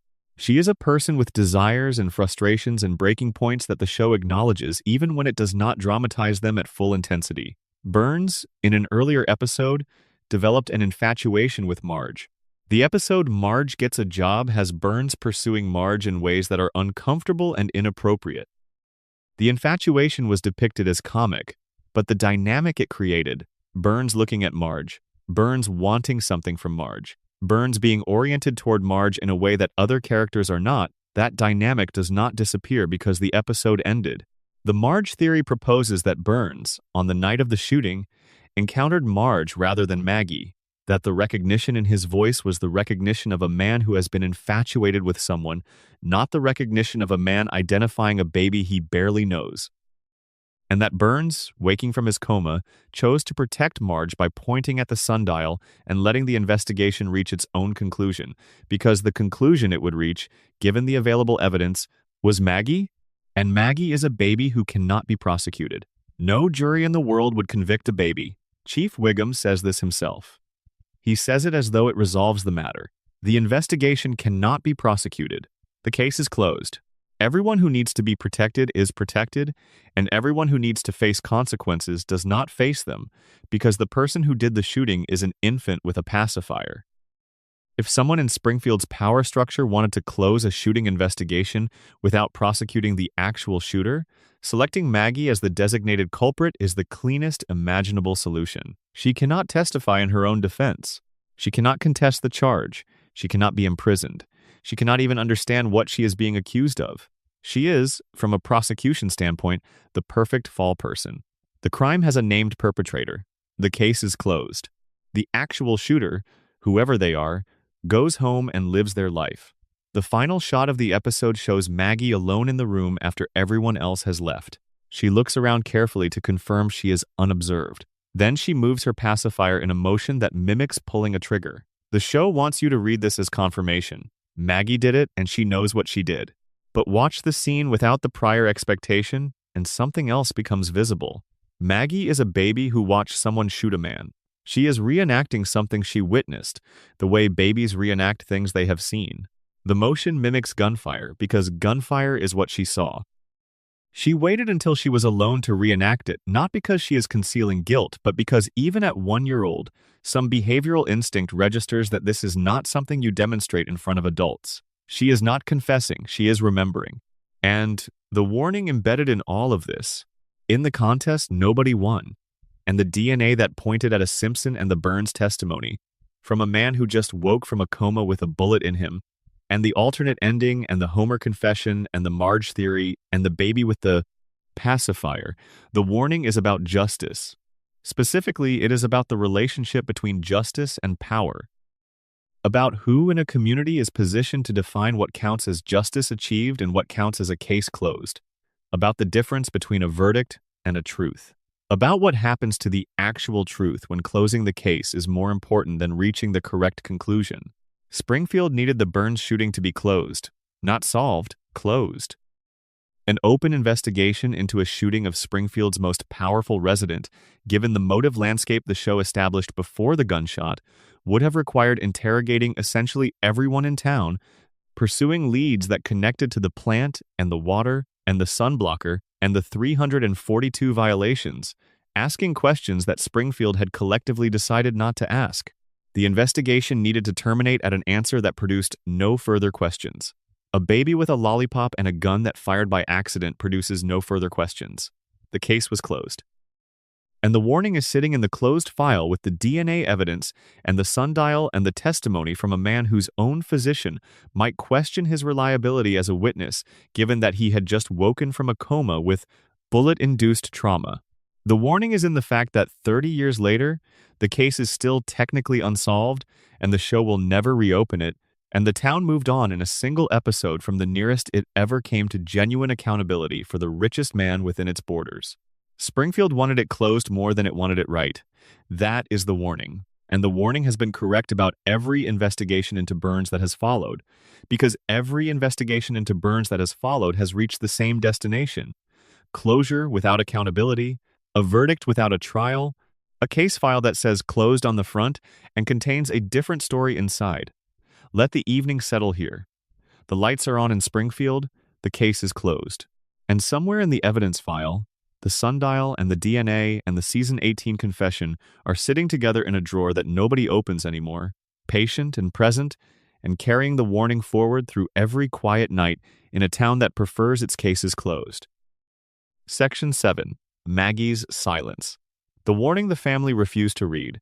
She has been 1-year-old for 36 years. She has never said a second word that anyone has heard. She communicates through pacifier sounds, facial expressions, and the occasional gesture that contains more precision and purpose than most adults achieve with full sentences. She sits in her high chair. She rides in the grocery cart. She is carried through Springfield's streets and events and disasters and recoveries, and she watches all of it with those enormous eyes that the show has given her, taking in everything, processing everything, saying nothing. And in the time she has spent saying nothing, she has accomplished more than every other member of her family combined. She shot a billionaire. She led a rebellion of infants against a tyrannical daycare administrator, outmaneuvering both the caretaker and the facility's security systems to achieve her objectives. She has saved members of her family from immediate physical danger on multiple occasions, acting with speed and decisiveness in circumstances that left the adults around her paralyzed. She has demonstrated problem-solving abilities that exceed those of the show's adult characters. She has been tested and found to possess intelligence that sits so far above the measurable range that the instruments designed to measure it can barely register what they are encountering. All of this, every remarkable thing she has ever done, has happened in silence and has been noticed by essentially nobody. Which is, the show suggests with increasing clarity across its run, exactly how Maggie planned it. Start with the intelligence testing, because the show introduces this thread early and returns to it often enough to constitute a pattern rather than a running gag. In multiple episodes across different contexts, Maggie's intelligence is assessed and found to be extraordinary. The results are delivered in different ways and with different levels of specificity, but the conclusion is consistent. Maggie Simpson is not a normal baby. Not in the way that all babies are individual and special in the way parents tend to describe them. Maggie's cognitive function is operating at a level that should not be possible in a 1-year-old who has not yet developed language, and the standard instruments for measuring intelligence are not really built to evaluate whatever is happening in her head. The show plays these moments for laughs. A baby who turns out to be a genius is a punchline. The image of Maggie scoring impossibly on a standardized test while sitting in a diaper is funny in the way that incongruity is always funny. The comedy is real. But the comedy is also a delivery mechanism for something the show is committing to across multiple episodes. Maggie is the most intelligent person in the Simpson household, and possibly in Springfield, and the family does not know it. Why doesn't the family know it? Partly because they are not paying close attention. Homer's disasters and Bart's pranks and Lisa's crusades generate enough noise that the baby in the high chair registers as a constant presence rather than an active participant. Partly because intelligence in an infant, even extraordinary intelligence, does not manifest in ways that adults are trained to recognize unless the adults are specifically looking. But mostly because Maggie does not show them. This is the critical piece. Maggie has the capability to demonstrate her intelligence. She demonstrates it all the time, in situations where the stakes require it, in moments when the alternative is allowing something bad to happen to someone she cares about. But between those high-stakes moments, she maintains the appearance of ordinary infancy with what the show, examined across its full run, presents as deliberate consistency. She has a model for what visible intelligence costs in this family. The model is Lisa. Lisa Simpson is among the most intelligent characters the show has ever depicted. Her intellectual gifts are visible from her earliest appearances. She reads voraciously, plays music with genuine sophistication, thinks about problems from angles that her family and community cannot follow, and consistently identifies the structural causes of the things that bother her rather than accepting surface-level explanations. She is, by any reasonable measure, an extraordinary child, and her extraordinary intelligence has cost her more than it has ever given her. Lisa speaks up and gets dismissed. Lisa identifies problems and gets told she is overthinking. Lisa challenges authority and gets punished for the challenge rather than rewarded for the accuracy of the identification. Lisa tries to improve the world around her and discovers, with consistent and demoralizing regularity, that the world around her is not particularly interested in being improved by a child. The intelligence that should be Lisa's greatest asset has become the mechanism of her isolation, because she wears it on the outside, announces herself as the smartest person in the room, and the room's response is to make sure she knows how little that matters in Springfield's social and economic hierarchy. Maggie has watched this her entire life. She has been present in the household for every one of Lisa's confrontations with a world that doesn't know what to do with her. She has been there, in her high chair or her playpen, or her car seat for every moment when Lisa's intelligence produced not recognition but resistance. She has observed with the patient, comprehensive attention of a mind that processes everything it encounters, the social mechanics of what happens to visible intelligence in Springfield, and she drew a conclusion. The conclusion is silence. The conclusion is invisibility. The conclusion is that the safest and most effective position from which to operate is the position that nobody monitors, which in Springfield is the position of the baby who cannot yet talk. Think about the structural advantages of Maggie's apparent helplessness as a strategic cover. When Burns was shot, the investigation looked at every adult in Springfield with a motive.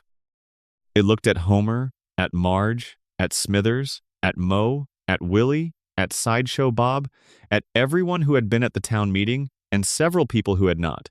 The investigation did not seriously consider Maggie, not as the primary focus, not with the thoroughness it applied to the adult suspects, because the default assumption about a baby is that babies are not capable of deliberate violence. The case closed on Maggie precisely because she could not be prosecuted, but the investigation found her precisely because she was not expected to be a suspect, which meant she was not under the kind of observation that would have either confirmed or disproved her involvement. The suspect nobody was watching was the suspect nobody could eliminate. The daycare rebellion in The Longest Daycare is the most explicit demonstration of Maggie's operational intelligence.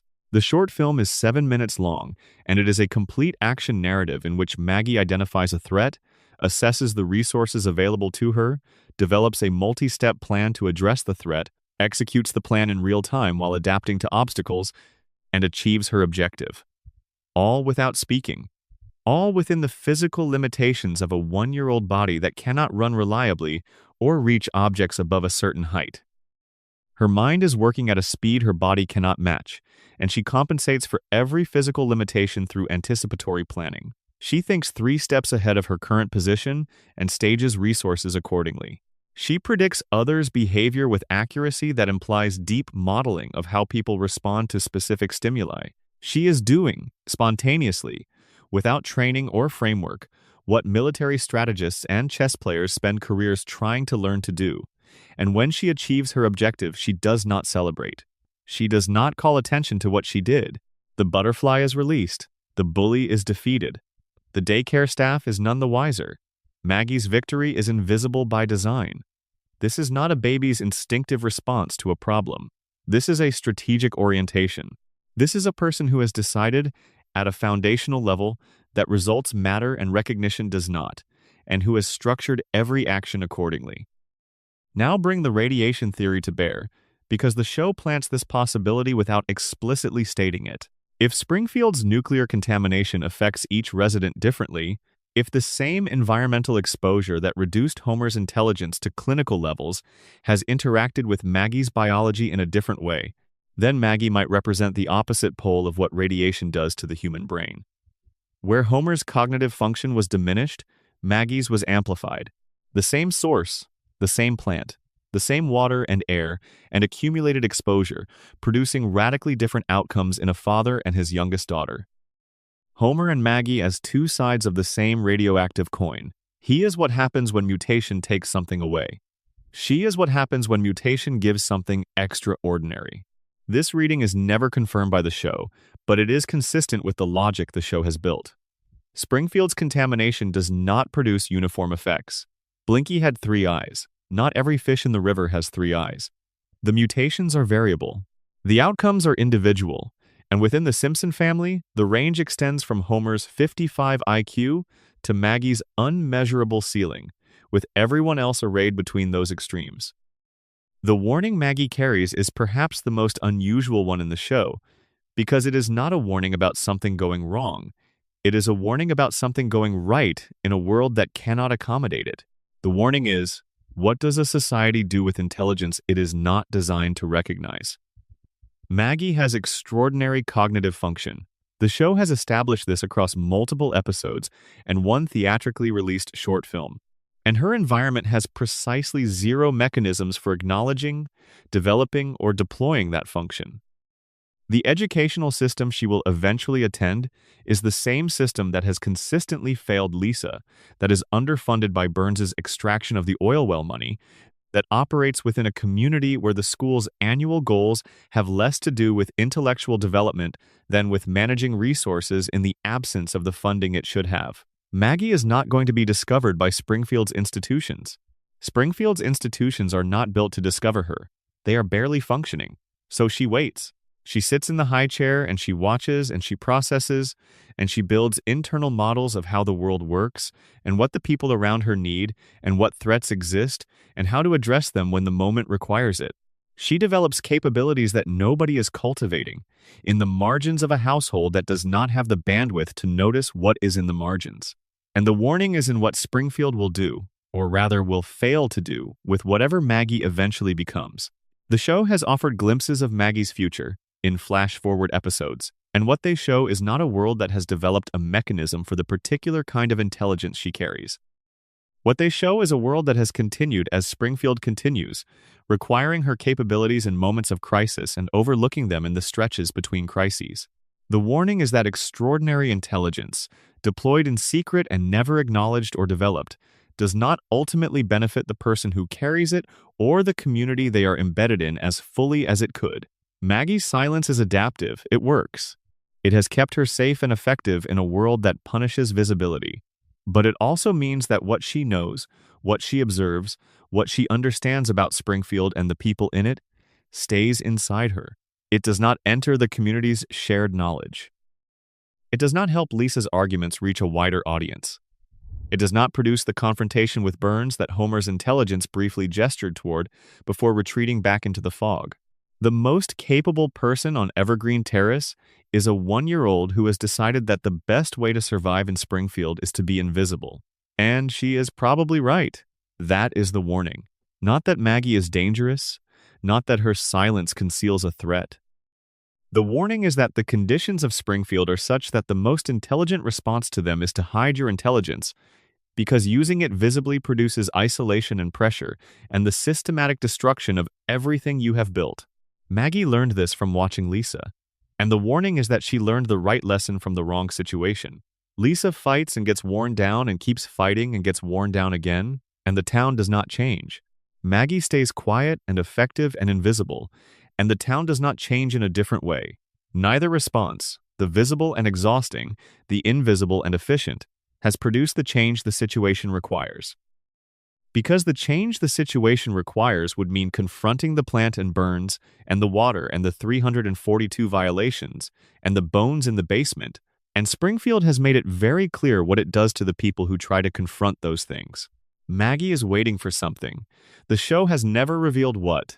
She is watching, processing, building whatever internal picture of Springfield she has been constructing for 36 years from her position in the high chair and the grocery cart and the car seat.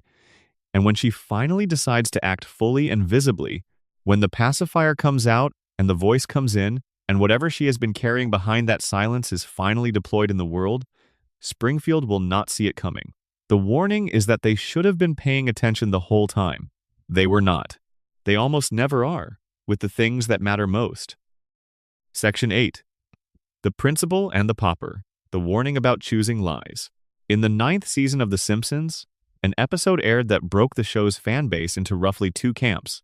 People who considered it the worst thing the series had ever done and said, so loudly and persistently for the next 25 years, and people who, on reflection, began to suspect that it might be the most honest thing the series ever did. The episode is called The Principal and the Pauper. It aired in September 1997, and it detonated a controversy that has not fully subsided. Harry Shearer, who voices Skinner and Burns and several other significant characters, publicly expressed his displeasure. Critics called it a betrayal of character continuity. Fans cataloged it among the series' worst creative decisions. The argument against the episode, stated plainly, is that it destroyed Seymour Skinner as a character by revealing that everything the audience knew about him was built on a lie. The argument for the episode, stated just as plainly, is that this is the most Springfield thing Springfield has ever done, and the audience was not supposed to love it. Here is what happens.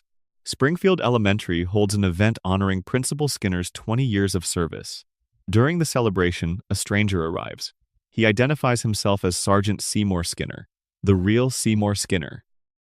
A decorated Vietnam War veteran who was captured as a prisoner of war, presumed dead, and who survived, escaped, and made his way back to Springfield to discover that someone else had been living his life for 2 decades.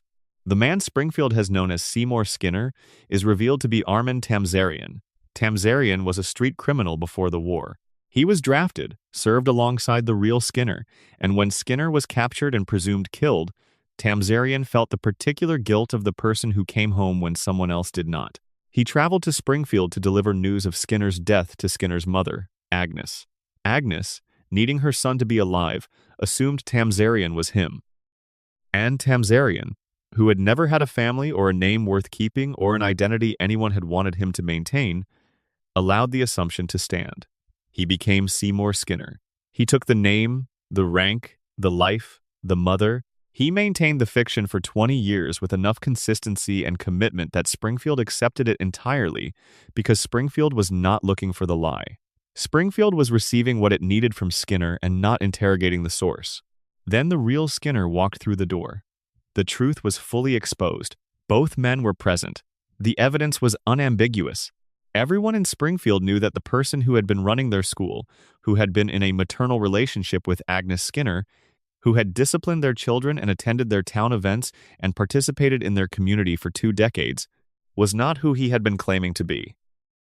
And then Springfield held a vote. Not a vote on whether to prosecute Tamzarian for identity fraud. Not a vote on whether to restore Skinner's life and acknowledge what had been taken from him. A vote on whether to acknowledge the truth at all. The verdict was unanimous. Keep the lie. Judge Snyder issued a legal decree stating that the imposter was the real Skinner. The actual Seymour Skinner, the war hero, the man whose name and identity had been used without his consent for 20 years, was tied to a railroad car and physically expelled from Springfield. The judge's decree made it explicitly illegal to ever acknowledge the truth again, under penalty of torture. The show played this as dark comedy. The fans received it as an unforgivable creative betrayal. And both responses are understandable and both miss the same thing. The episode is not asking you to be comfortable with what happens. It is showing you, in the most explicit terms the show has ever used, the mechanics of something Springfield has been doing since the beginning. Think about what Springfield's vote actually means. A community gathered in full possession of a documented truth, acknowledged that truth, and then collectively chose to suppress it. Not informally, not through the gradual process of forgetting that characterizes most of Springfield's relationship with inconvenient facts. Through a formal vote, a legal decree, and a physical act of expulsion that removed the embodiment of the inconvenient truth from the community's geography, they did not forget this time. They chose. They voted. They made it official. The show has been depicting Springfield forgetting things for its entire run. Catastrophes happen, and by the next episode, everyone is back to normal. The sunblocker crisis, the dome, the nuclear near misses, the environmental disasters, the various destructions and rebuildings of pieces of Springfield's infrastructure. These things happen, and then they unhappen in the communal memory of the town, with a speed and thoroughness that requires some explanation beyond simple narrative convenience. The principal and the pauper provides that explanation. The explanation is that Springfield does not forget by accident. Springfield forgets by choice.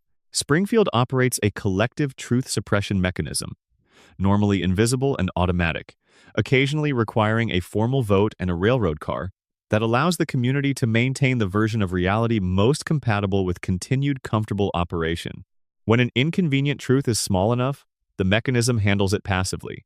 When the inconvenient truth is large enough to require active management, Springfield manages it actively, up to and including the ceremonial banishment of the person carrying the truth. The real Seymour Skinner was Springfield's canary in the coal mine. He arrived with documentation. He arrived with a face and a military record and the testimony of his own existence. He was the truth in human form. And the town tied the truth to a train and sent it away and made it a crime to mention. This is the warning the episode delivers, and it is the warning the fans responded to by calling the episode bad, which is the response the episode anticipated and to which the episode, if episodes could respond, would say, yes, exactly. That is precisely what you were supposed to feel, because the warning is about you. The warning is about the viewer who watches this episode and hates it, who finds it offensive that Skinner's continuity was disrupted, who feels personally wronged by the revelation that the Skinner they knew was not the Skinner they thought they knew. That feeling, the outrage at the disruption of a comfortable fiction, the desire to have the known version maintained, is exactly the feeling Springfield's residents experience when the real Skinner shows up. They liked the Tamsarian version of Skinner. The Tamsarian version of Skinner served their needs. He ran the school. He bantered with Bart. He had a dynamic with Agnes that was recognizable and functional. The real Skinner is a stranger with a claim that disrupts everything they had settled into. The vote to keep the lie is the vote to keep the comfortable fiction, to maintain the version of reality that works, that they understand, that they have built their daily experience of the town around. The real Skinner's claim is not just about his identity. It is about the validity of every decision made by Tamsarian in Skinner's name, every interaction with Agnes, every suspension and detention and administrative action, every piece of Springfield's recent history that had Skinner as a participant. The real Skinner does not just disrupt Tamsarian's identity, he disrupts the town's history. And Springfield cannot afford its history to be disrupted, because disrupting the history means pulling a thread that connects to every other thread in the town's fabric. The lie about Skinner connects to the lie about the plant being safe. The lie about the plant being safe connects to the lie that the water is clean. The lie that the water is clean connects to the lie that the fish with 3 eyes is a quirky local mascot rather than a biological alarm. All of the lies are structural. All of them are load-bearing. Remove one and the others begin to shift. Springfield voted to keep Tamsarian not because it endorsed identity fraud. Springfield voted to keep Tamsarian because it understood, at a collective level that did not need to be articulated, that the alternative was a cascade of acknowledgments it was not equipped to survive. This is the warning. The explicit, ugly, formally depicted warning that the show delivers through the mechanism the fans hated most about the episode. Communities do this. Real communities, not just Springfield. The mechanism of collective denial, the tendency of a social group to suppress truths that threaten the stability of the shared narrative, is not a Simpsons invention. It is a documented and recurring feature of human community organization. Small towns in particular have a well-documented capacity for collective amnesia around events that would require acknowledging uncomfortable things about powerful local figures or about the community's own past decisions. Crimes go unreported, abuses go unacknowledged, histories get revised. The official version of events accumulates authority simply through repetition and through the social cost of challenging it. The person who challenges the official version pays a price. The person who accepts it receives the ordinary social rewards of being a cooperative community member. The real Skinner challenged the official version. He was tied to a train. This is what the warning sounds like when the show decides to say it as directly as it is capable of saying it. Consider how this applies to everything the show has built around Burns. Burns's operation depends on a version of Springfield's reality that includes the plant as a functioning and acceptable part of the community's infrastructure. The 3-eyed fish briefly threatened that version. The safety inspection threatened it. The dome threatened it. Each threat was managed, not through accountability, but through the same mechanism the principal and the pauper depicts formally. The community chose, repeatedly, to maintain the comfortable version. The sunblocker episode in which Burns tried to monopolize Springfield's energy supply is forgotten by the next season. The dome is not a permanent part of Springfield's identity. The 342 violations did not produce a sustained community-wide campaign for plant closure. These things happened and then they were absorbed into the background. The same way Blinky was absorbed, the same way Mona's story was absorbed, the same way Homer's brief intelligence was absorbed. Springfield has been running the Tamsarian vote continuously since the first episode. It is just that in every other episode, the vote is informal, unrecorded, and invisible. The Principal and the Pauper is the only episode that shows you the machinery. It is the one time the show let you watch the vote happen in real time, with the judge's decree and the railroad car and the explicit criminalization of the truth. The fans who called it the worst episode missed this. They focused on the product of the mechanism, which is the disruption of a character they liked, and they missed the mechanism itself, which is the thing the show was actually depicting. The warning was, you are watching Springfield choose its lies, and Springfield's choice is universal. Communities choose their lies every day. They choose them in school board meetings and town halls and newspaper editorial decisions, and the conversations people have about what to say and what to leave out and what to remember and what to allow to fade. The vote is always happening. Sometimes it is formal enough to have a gavel. Usually it happens in the quiet spaces between conversations, in the things people decide collectively not to talk about. The Principal and the Pauper is the only time the show gave it a gavel. And somewhere outside of Springfield, tied to a train and heading away from the town he was born with the right to inhabit, the real Seymour Skinner is moving through a landscape he did not choose, carrying a truth that the community he comes from made it illegal to speak. The show has never gone back to find out where he ended up. It never will. That is the warning in its final form. The truth got put on a train. The train is still moving. And Springfield went back to normal the next morning. Because Springfield always goes back to normal. Because going back to normal is what Springfield does better than anything else in the world. Section 9. Ned Flanders, the warning about goodness in a system that does not reward it. Ned Flanders has done everything right. This is not a comforting statement in Springfield. It is a tragic one. For 36 seasons, Ned Flanders has been Homer Simpson's neighbor, his foil, his occasional friend, and the show's most sustained and quietly devastating argument about what happens to genuinely good people in a world where goodness is not a mechanism of protection or reward. Ned is kind, not the performed kindness that conceals resentment, not the calculated kindness of someone managing their reputation. He is genuinely, fundamentally oriented toward being good to the people around him, toward generosity and patience, and the assumption that most situations can be improved by extending grace. He loans tools and asks for nothing in return. He checks on elderly neighbors. He volunteers.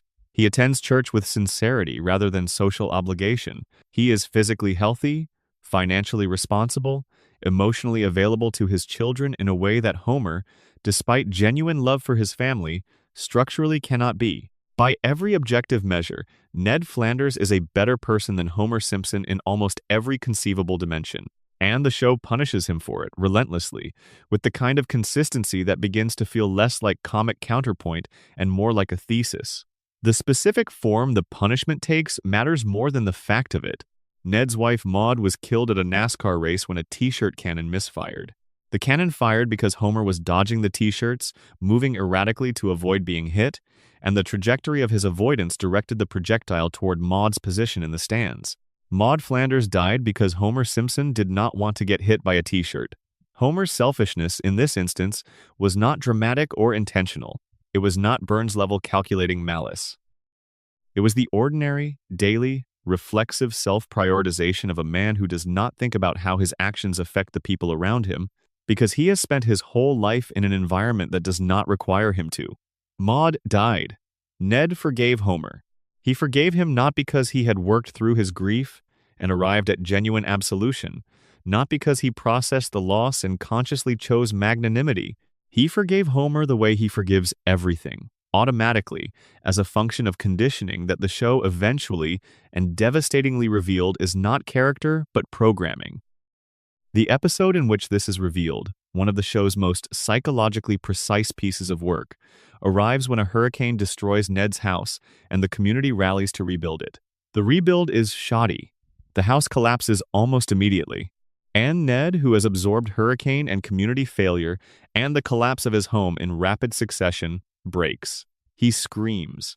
He insults everyone who has ever wronged him, names them, catalogs the specific ways they have failed him, and unleashes decades of suppressed grievance in a torrent that is both funny and genuinely alarming because the content of what he is saying is completely accurate. He is right about all of it. The people he names have failed him in exactly the ways he describes. The accumulation is real. His assessment is precise. And the community's response is not to acknowledge the accuracy of his catalog. It is to have him hospitalized. In the mental facility, the therapist does something the show handles with unusual seriousness. He goes into Ned's history, and what he finds there is that Ned's relentless niceness is not natural. It is the product of behavioral modification carried out on a child who was, in the therapist's description, a hellcat, a child of enormous, uncontrolled, aggressive energy whose beatnik parents, who did not believe in discipline, brought him to this therapist at age 8 and subjected him to years of a conditioning regimen that the show describes in terms that range from unorthodox to genuinely disturbing. The rage was conditioned out of Ned. The goodness was installed. What Springfield has been receiving from the man next door to Homer for 36 seasons, the patience and the generosity and the automatic forgiveness, is not Ned Flanders exercising his character. It is a behavioral override that was placed in him before he was old enough to consent to it, running so deeply and so consistently that it has become functionally indistinguishable from character. Ned Flanders is not kind. He is a man who was conditioned to express kindness and suppressed everything else. And the suppression has held so firmly for so long that the thing it is suppressing has had nowhere to go except inward, building pressure across decades until a hurricane and a badly built house released it all at once in a parking lot. The warning this story delivers is about the tools we use to make people manageable. Ned's parents brought him to therapy not because they wanted to help him develop healthy ways of channeling his energy. They brought him because he was inconvenient. His aggression, his hellcat nature, was a problem for them, and the therapist's solution was to remove the problem by removing the capacity for its expression. The child's authentic emotional life was identified as a behavioral issue and systematically addressed through conditioning. What emerged was Ned Flanders, a man who will loan you tools and accept abuse and forgive the person whose selfishness killed his wife and give you his last dollar and smile while doing all of it, because the alternative, the authentic response to any of those things, was conditioned out of him before his personality had fully formed. The show builds on this revelation with a detail that becomes more pointed the longer you sit with it. God talks to Homer, but not to Ned. Homer has had direct, face-to-face theological conversations with God in the show's canon. They are not symbolic encounters or dream sequences. They are presented as canonical interactions in which the divine communicates with Homer Simpson, a man who sleeps through church, whose relationship with organized religion is entirely utilitarian, who has never demonstrated the kind of sustained spiritual commitment that Ned demonstrates every single day. Ned goes to church every Sunday. Ned prays. Ned reads scripture. Ned has structured his entire moral architecture around his faith, not as performance, not as social signaling, but as genuine practice. He believes with the consistency that is the hardest kind of believing, the kind that does not fluctuate based on whether the belief is being rewarded by observable outcomes. God never speaks to Ned. The divine presence that the show has made canonical, the God who told Homer he would learn the meaning of life, who engaged with Homer in conversation, who has touched Homer's existence through theologically significant encounters, has never once broken through to the man on the other side of the fence. Homer, who does everything wrong, receives divine conversation. Ned, who does everything right, receives silence. The show is not making a theological argument.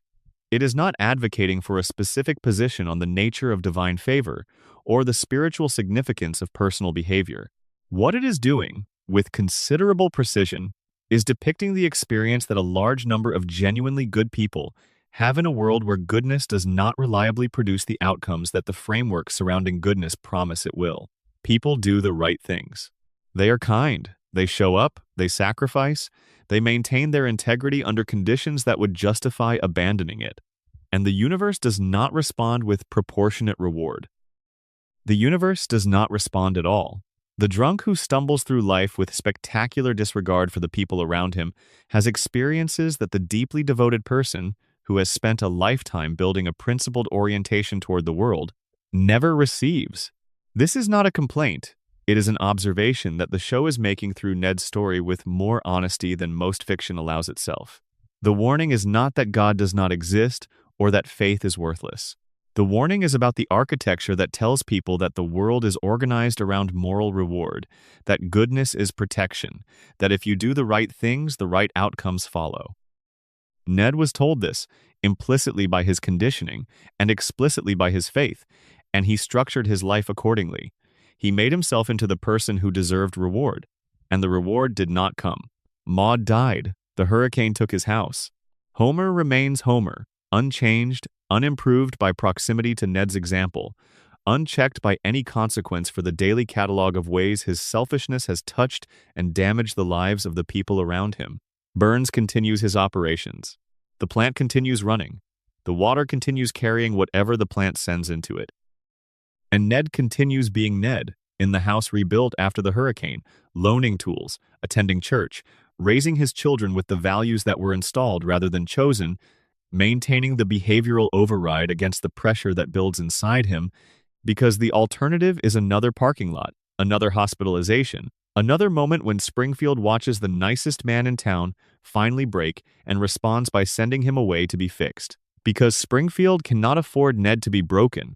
Not because it values Ned, because a broken Ned asks questions about why he is broken, about what broke him, about whether the arrangement that produced his brokenness is an arrangement worth sustaining. And Springfield, as we have established through the Tamzarian vote and through the collective response to every warning the show has delivered, is not a community that can afford to be asked those questions. Ned functions.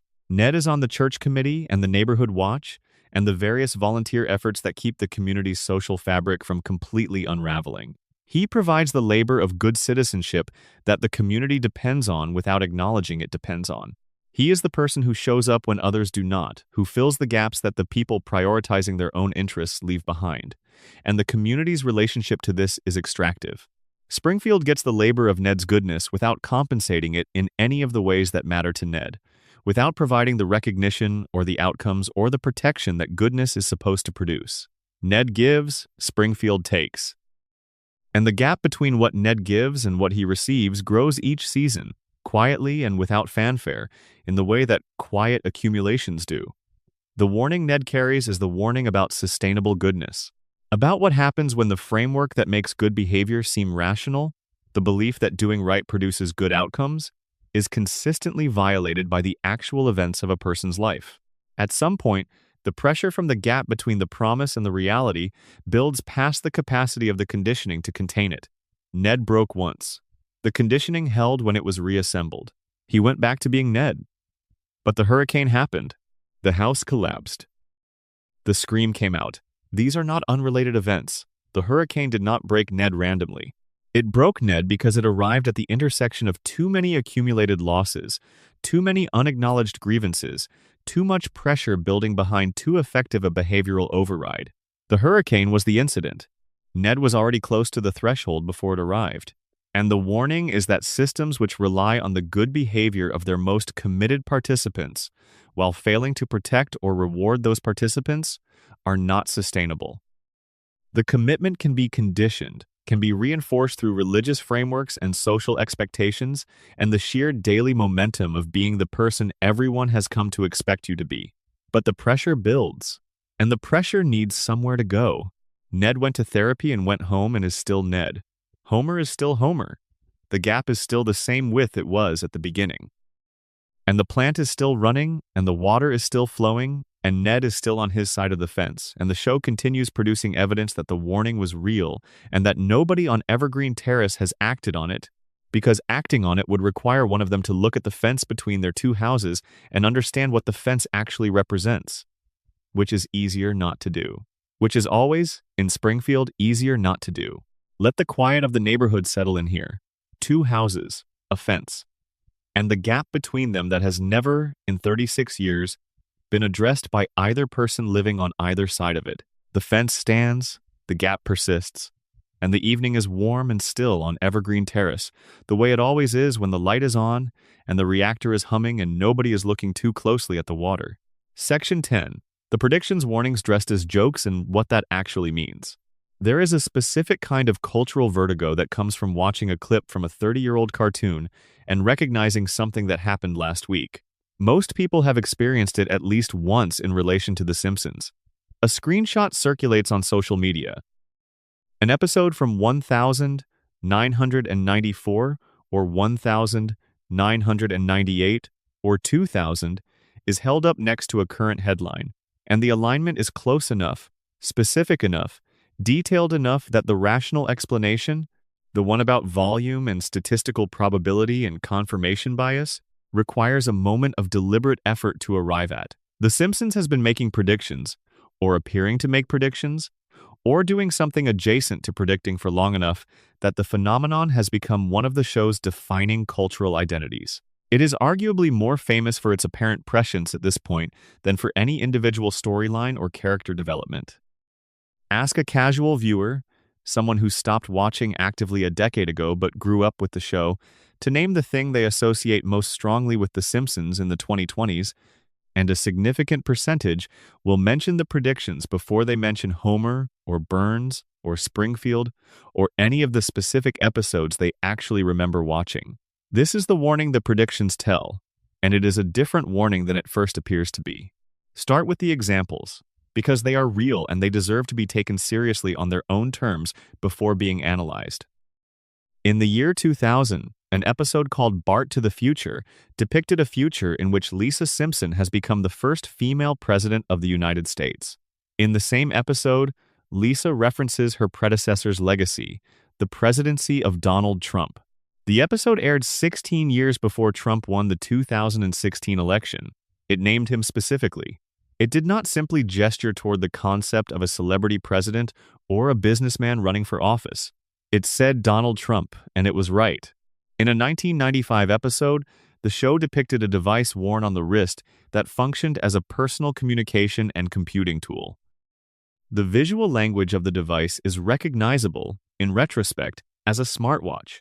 In a 1998 episode, Homer becomes a food critic and wanders into an equation on a blackboard that appears, to physicists who have examined the screenshot, to closely anticipate the prediction of the Higgs boson particle's mass.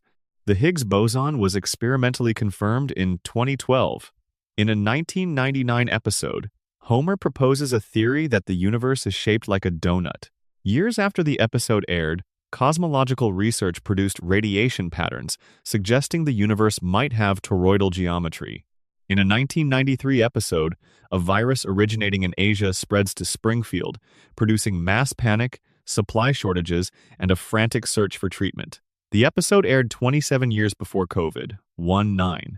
The episode also features townspeople accidentally releasing killer bees, which lands differently when you know that Asian giant hornets, dubbed murder hornets by the media, appeared in North America in 2020 during the actual pandemic. In 1996, an episode featured Cypress Hill accidentally booking the London Symphony Orchestra while under the influence of something that affected their judgment. That collaboration actually happened in 2024, 28 years after the joke, when Cypress Hill performed with the London Symphony Orchestra at the Royal Albert Hall. In a 1998 episode, a news ticker running in the background briefly predicted Disney's acquisition of 20th Century Fox. That acquisition was completed in 2019. The list goes on, and each entry on it creates the same response. Pause, comparison, the vertigo of recognition, the search for an explanation that accounts for how a writing room in the 1990s could be this consistently right about things that had not happened yet. Al Jean, executive producer, has given the official explanation. It is blunt and honest and correct as far as it goes. If you throw enough darts, some of them will hit bullseyes. The show has produced nearly 800 episodes over 36 years, each containing dozens of jokes, satirical observations, and extrapolations of current trends. When you generate that volume of content across that span of time, some portion of it will align with future events through statistical probability alone. Bill Oakley, who ran the show during several peak seasons, put the same point more plainly. These episodes are so old that history repeats itself. These are not dismissals. They are accurate. The volume argument is sound.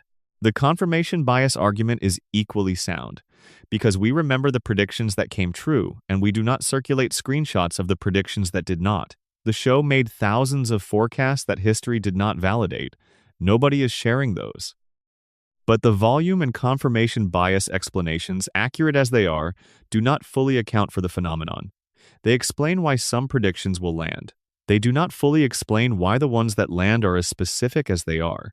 The Trump prediction did not just gesture towards celebrity politics. It named Trump specifically and depicted his presence in a way that viewers in 2016 recognized not merely as accurate, but as prescient about details. The Cypress Hill and London Symphony Orchestra connection is so specific, so exact, so unlikely as a random coincidence, that calling it statistical probability requires more confidence in pure randomness than most people's intuitions can sustain.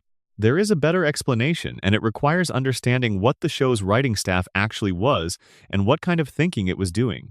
The Simpsons has historically employed one of the most highly educated writing staffs in television history. Multiple writers hold degrees from Harvard and other elite institutions. The staff has included people with backgrounds in mathematics, physics, political science, computer science, economics, and behavioral sciences. These are not people producing random guesses about the future. They are producing informed extrapolations of observable trends, made by highly intelligent people with deep domain knowledge across multiple fields, pushed to their logical or absurd conclusions. The Trump prediction was not random. Trump had been publicly and repeatedly suggesting a presidential run since the late 1980s. He was a fixture of American celebrity culture. The writers could observe that celebrity culture was becoming increasingly entangled with political identity, that the concept of a businessman running for president was already in the cultural conversation, and they could extrapolate. If this trend continues, what is the most obviously absurd outcome? What name, already associated with extravagant wealth and media presence and the kind of personality that gravitates toward spectacle, makes the joke land hardest? They picked Trump because Trump was the right pick within the logic of what they were observing about American culture in the late 1990s. The prediction was not prophecy. It was the outcome of very smart people reading a trend correctly and following it to the place it was already going. The Cypress Hill connection is harder to explain through trend extrapolation. That one might genuinely be coincidence so improbable it resembles something else. But the rest of the predictions, even the eerie ones, become more understandable when you accept that the writing staff was doing something closer to sophisticated cultural analysis than to fortune-telling. They were reading warning signs. That is what the predictions actually are when you strip away the mysticism and the coincidence narrative. They are the evidence that the show's writers were paying attention to warnings that the broader culture was not. They noticed the Trump brand extending toward politics before most people were taking it seriously. They noticed the trajectory of media consolidation before the Disney-Fox merger was a visible possibility. They noticed the acceleration of personal technology miniaturization before the specific device that would realize it had been designed. They noticed things earlier and more clearly than most observers because they were specifically in the business of noticing things earlier and more clearly, because satire requires seeing the present with enough precision to extend it into the future for comic effect. The predictions are the warning that the show was issuing about things it saw coming. And the profound unsettling thing about the prediction phenomenon is what it implies about the warnings that have not come true yet. The show has made predictions that landed. It has made many predictions that have not landed, or have not landed yet. Some of those predictions were the show being wrong. Some of them were the show being right about a trajectory, and the trajectory being interrupted by contingencies the writers could not account for. And some of them, the warning the predictions carry at their deepest level, are still in motion. If the writing staff was accurately reading the trajectory of American political culture in 1999, and that reading produced the Trump prediction, What else were they reading in those years? What other trajectories did they see and extend? What predictions in the archive have not yet been recognized because the events they anticipate have not yet arrived? The predictions that came true are celebrated. They generate social media content and cultural conversation, and the periodic revival of The Simpsons predicted it meme. But the predictions that have not come true, the ones about trajectories that are still in motion, those are sitting in the archive unmarked, in episodes most people have not thought about recently, in background details and ticker text, and throwaway jokes that were not prophetic in the moment and will not be recognized as prophetic until the event arrives and someone goes back to look. This is the deepest form of the warning the predictions deliver.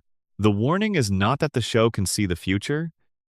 The warning is that the show was seeing the present more clearly than most people were, and that the present it was seeing clearly contained trajectories that the broader culture was not taking seriously. The predictions are evidence of warnings that were issued. Some of those warnings have already been validated by events. Some are still waiting. And the confirmation bias engine that makes us celebrate the ones that came true is the same engine that prevents us from sitting with the ones that have not. We want the predictions to be surprising and remarkable because surprising and remarkable predictions feel like magic, and magic is more comfortable than the alternative. The alternative is that a television show has been accurately identifying the direction American culture was heading, issuing specific warnings about where the trajectories led, and the warnings were noticed just enough to generate internet content and not quite enough to actually alter the trajectories. The prediction that came true about Trump is celebrated as evidence of the show's prescience. The warning the prediction represented, issued 16 years before the event, is discussed much less. The warning was, celebrity culture and political culture are converging in ways that will produce outcomes more extreme than the current moment suggests is possible. The warning was correct. The event arrived, and the internet made a meme about the cartoon. This is the meta warning, the warning about how we receive warnings. We receive them as entertainment. We celebrate their accuracy retrospectively, when the event they warned about has already happened. We notice them as fascinating coincidences rather than as evidence that someone was paying close attention to things we were not paying close attention to. We share the clips and we generate the conversation, and we do not, as a culture, ask, what did this warning mean at the time it was issued? And what should we have done with it then? The answer to that question is uncomfortable, because the answer implies that we had information we did not use, that we were warned about things we let happen anyway, that the predictions were not just prophecy, but actionable intelligence that we turned into content instead of responding to. Springfield is not predicting the future. Springfield is describing the present as it existed when the show was written, extended along its own momentum to wherever the momentum led. And the momentum led to the places the predictions identified, because the momentum was already pointed there and anyone paying careful enough attention could see it. The Simpsons was paying careful enough attention. Whether the rest of us were is a different question. And the archive of predictions that have not yet arrived is the question still open, the warning still in transit, the dart still in the air, and not yet at its destination. It will arrive. Predictions like these always do, eventually. The warning is in the archive. Let the predictions drift through your mind like something half-remembered, a fragment from an episode you watched a long time ago that you cannot quite place, but that has the feeling of something you already knew. The show was watching. It was always watching. The watching produced the predictions, and the predictions are the evidence of the watching, and the watching never stopped. 800 episodes, 36 years. And the writers, the ones with the Harvard degrees and the economics backgrounds, and the political theory and the mathematical training, are still watching, still extending the trajectories, still following the trends to wherever they lead. The next prediction is already in an episode that has aired. Nobody has noticed it yet. Section 11. The floating timeline. The warning about refusing to change. Bart Simpson was 10 years old in December of 1989. He is 10 years old right now. 36 years have passed in the world that watches the show. 0 years have passed in Springfield. Every resident of that town is exactly the age they were when the first episode aired. Homer and Marge are still somewhere in their mid-30s. Lisa is still 8, still playing saxophone in her room, still the youngest person in Springfield who fully understands what Springfield is. Maggie has been 1 year old for longer than most of the show's current audience has been alive. The technical term for this is a floating timeline. It is standard practice for long-running animated shows.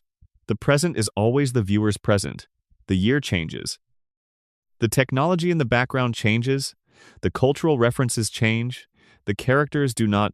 They exist in a state of temporal suspension, living through decades of human history without adding a single year to their ages, frozen at the moment the show decided who they were and remaining there indefinitely. Most people accept this without conscious acknowledgement. It is the background assumption of watching The Simpsons, absorbed so early in the viewing relationship that it stops registering as unusual. Of course Bart is 10. Of course Homer is Homer age. The show does not need to explain this because the audience has agreed, implicitly and early, that this is how Springfield works.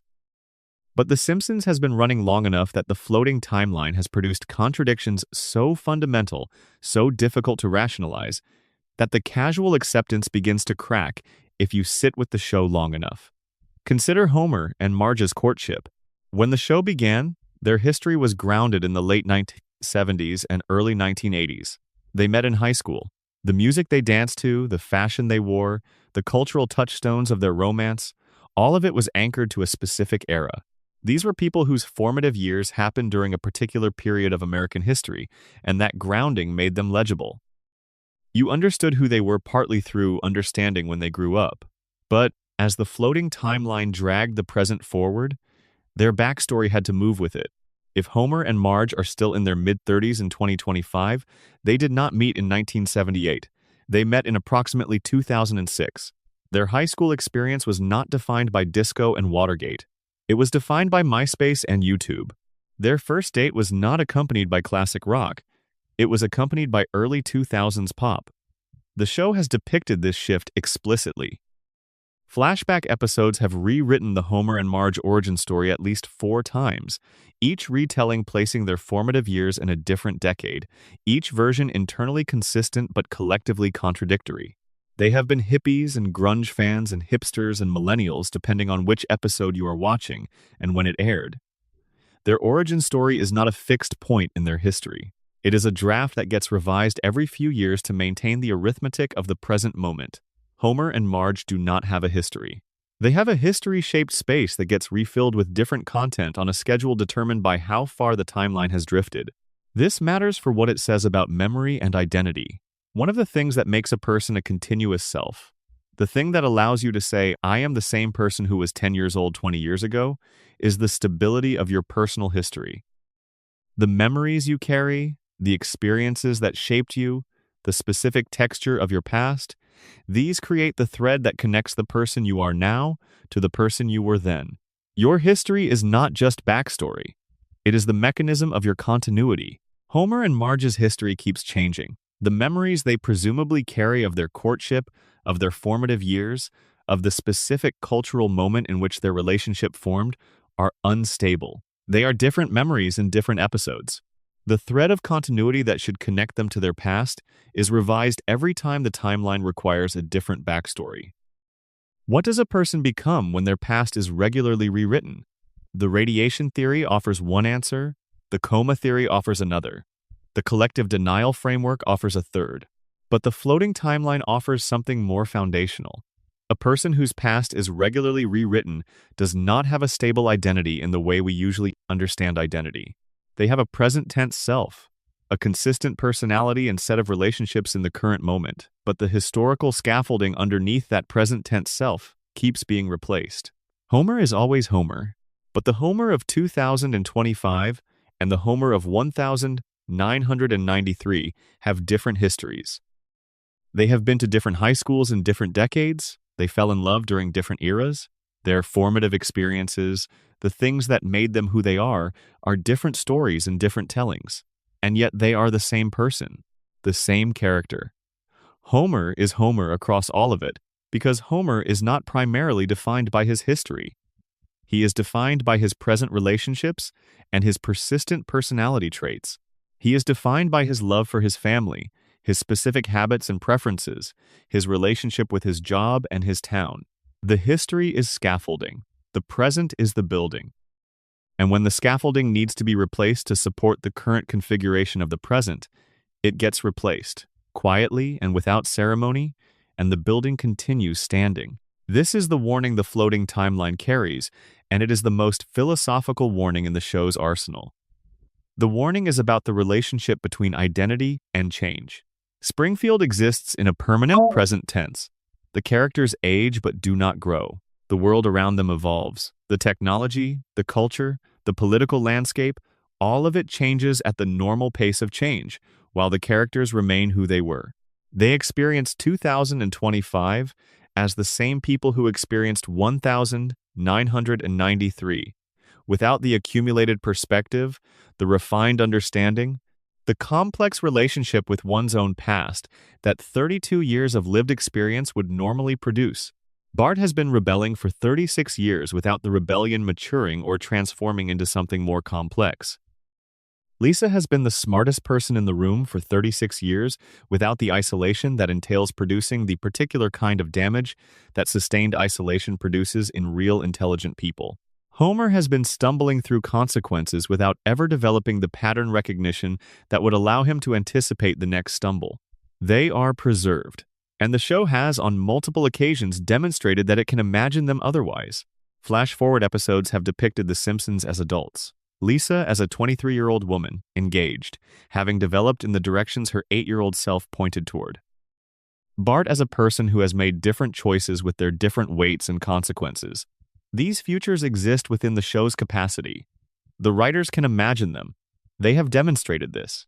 And then the episode ends, and the flash-forward closes, and everyone returns to the permanent present, and the futures that were briefly visible are sealed back up behind the timeline. The show can imagine growth. It refuses to allow it. The warning this refusal carries is one the show does not issue directly.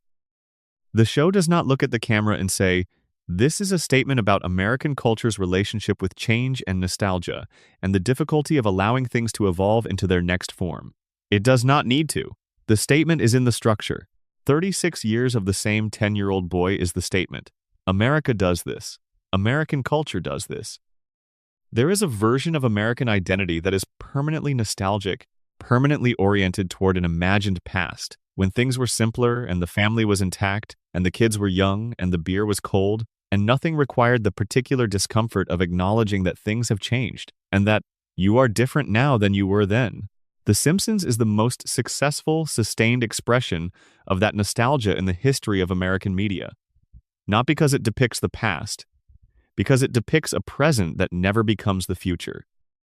Because it keeps the children young and the parents familiar and the house on Evergreen Terrace standing, and by doing so, it offers a version of American family life that is permanently available, permanently consistent, permanently the thing it was when you first encountered it. The warning is about what we sacrifice to maintain that availability. Growth requires loss. Becoming requires leaving behind. Bart turning 11 means Bart is no longer 10, and Bart being no longer 10 means something fundamental has changed. And that change, that maturation, that development into the next form, produces a grief that Americans have demonstrated they would rather not experience. Not because the grief is unbearable, but because the permanent present is available instead. Because you can put on The Simpsons and Bart is still 10 and nothing has been lost, and the couch you watched it from as a child is the same couch as the one in the show, and the family is intact and the beer is cold. The floating timeline is a comfort structure. It is the way the audience maintains access to a version of American family life that the actual passage of time makes unavailable in any other form. As real families change, as real children grow, as real parents age and real houses sell and real neighborhoods develop into something different from what they were, The Simpsons remain intact, unchanging, ready to be the family you had when you were young. This is not nothing. The comfort is real. The value of that consistency is genuine and should not be dismissed simply because its structural requirement is the suppression of narrative growth. But the warning is in what the comfort costs. By refusing to let The Simpsons grow, by maintaining the floating timeline season after season, the show has also prevented any storyline from reaching its conclusion. There can be no reckoning with Burns because Burns must remain the villain of the next season. There can be no genuine confrontation with the plant because the plant must remain the background of the next season. Marge's patience cannot be exhausted because Marge's patience must be available for the next season. Homer cannot accumulate wisdom from his experiences because wisdom would change his character, and his character must be consistent for the next season. The floating timeline is the engine of the reset. It is why Springfield can experience a federal dome and return to normal. Why catastrophes can happen and be forgotten. Why every warning the show has delivered across 36 seasons can be delivered and not acted upon. Because acting upon a warning would change something, and the floating timeline cannot allow things to change. The warning the timeline carries is the warning of the sunk cost, the warning of the comfort that becomes a prison, not a prison with walls and locks.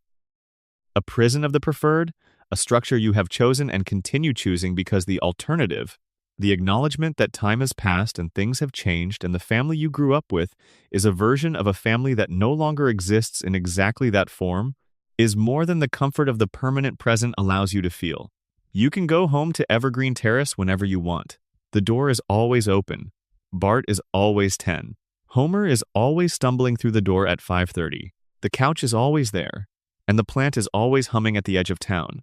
And the three-eyed fish is always in the river. And the bones are always in the basement. And the warnings are always accumulating, season by season, detail by detail, patient and undisturbed. Because in Springfield, nothing changes, and in the places where nothing changes, the warnings do not go away. They wait, they accumulate, they sit in the river and in the archives and in the episode files and in the gap between Ned's house and Homer's house, and they wait for the moment when someone is ready to stop pressing pause. The loop is not the show's failure. The loop is the show's most honest statement. We pressed pause. We keep pressing pause. And Springfield will remain exactly as it is for as long as we keep pressing it. That is the final warning. And it is addressed to us. Section 12. The final warning: Springfield is a mirror, and we built the glass. We have been in Springfield for a long time now. We have walked past the nuclear plant enough times to know what it sounds like when the reactor is running normally, which is always, because the reactor is always running normally, because the definition of normal in Springfield has been adjusted to include whatever the reactor does. We have watched Blinky swim in the river and watched the river continue flowing after the cameras stopped pointing at it. We have been in Homer's head when the fog lifted briefly and the light came in and he could see everything clearly, and we have watched him choose the fog again. We have been present for Burns eating the fish and the FBI coming for Mona, and the town voting to keep the lie. We have sat beside Ned in the parking lot after the hurricane and listened to everything he had been holding back for decades. We have watched the predictions arrive and been celebrated as prescience rather than received as warnings. We have watched the timeline float and float and float without ever landing. We have been here for all of it. And the question the show has been building toward across all of it, the question that every section of this exploration has been circling from a different angle, is the one that remains after everything else has been examined. Why can't we let them go? Not in the dismissive sense, not as a rhetorical setup for an easy answer about nostalgia and familiarity, as a genuine question. As the question the show is actually asking, underneath the comedy and the character work and the 36 seasons of accumulated detail, why do we keep watching a show that has been telling us something uncomfortable about ourselves for over 3 decades? Part of the answer is the simple pleasure of the show itself. The comedy is real. The character work is frequently extraordinary. The best episodes of The Simpsons are among the best things American television has produced in its history, and that is a statement about quality that does not require qualification or hedging. The show earned its audience honestly and has maintained that audience through genuine craft across an extraordinary span of time. But that is not the complete answer. The complete answer is in something the show has been building, across every section of this exploration, a portrait not of Springfield but of the people watching Springfield. We are the people in the town meeting who watched Burns present the sunblocker and then went home and turned on their electricity. We are the people who saw Blinky pulled from the river and attended the press event where Burns ate him and then forgot to test the water.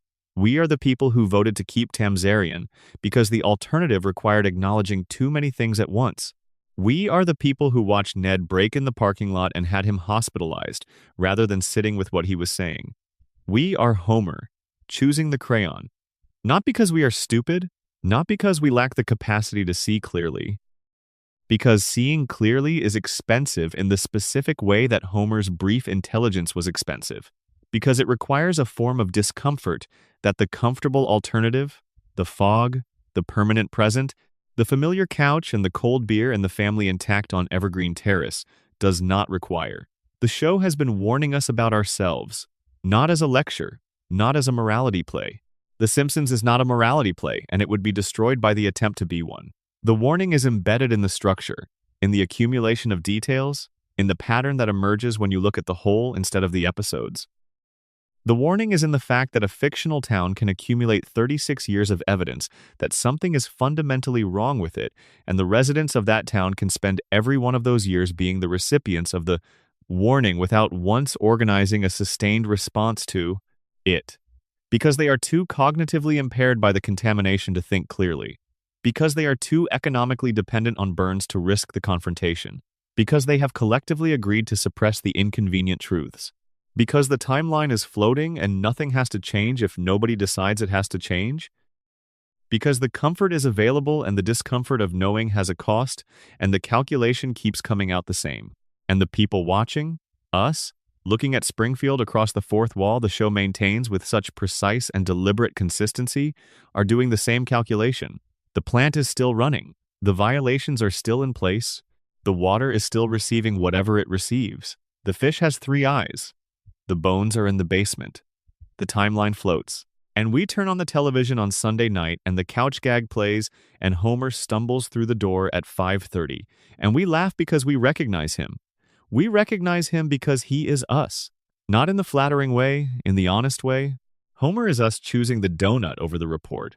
Homer is us sleeping at the workstation when the readings should be concerning.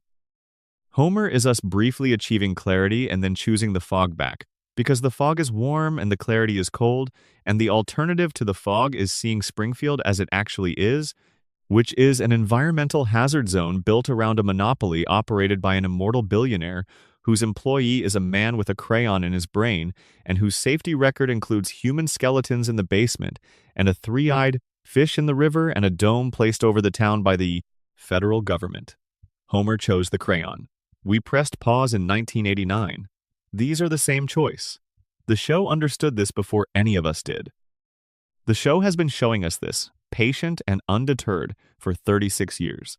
And the show will continue showing us this for however many more seasons it runs, because the show is not going to change, and the loop is not going to break, and the floating timeline is not going to land, until the audience it is aimed at decides to press play. Not because the show will change, because we will.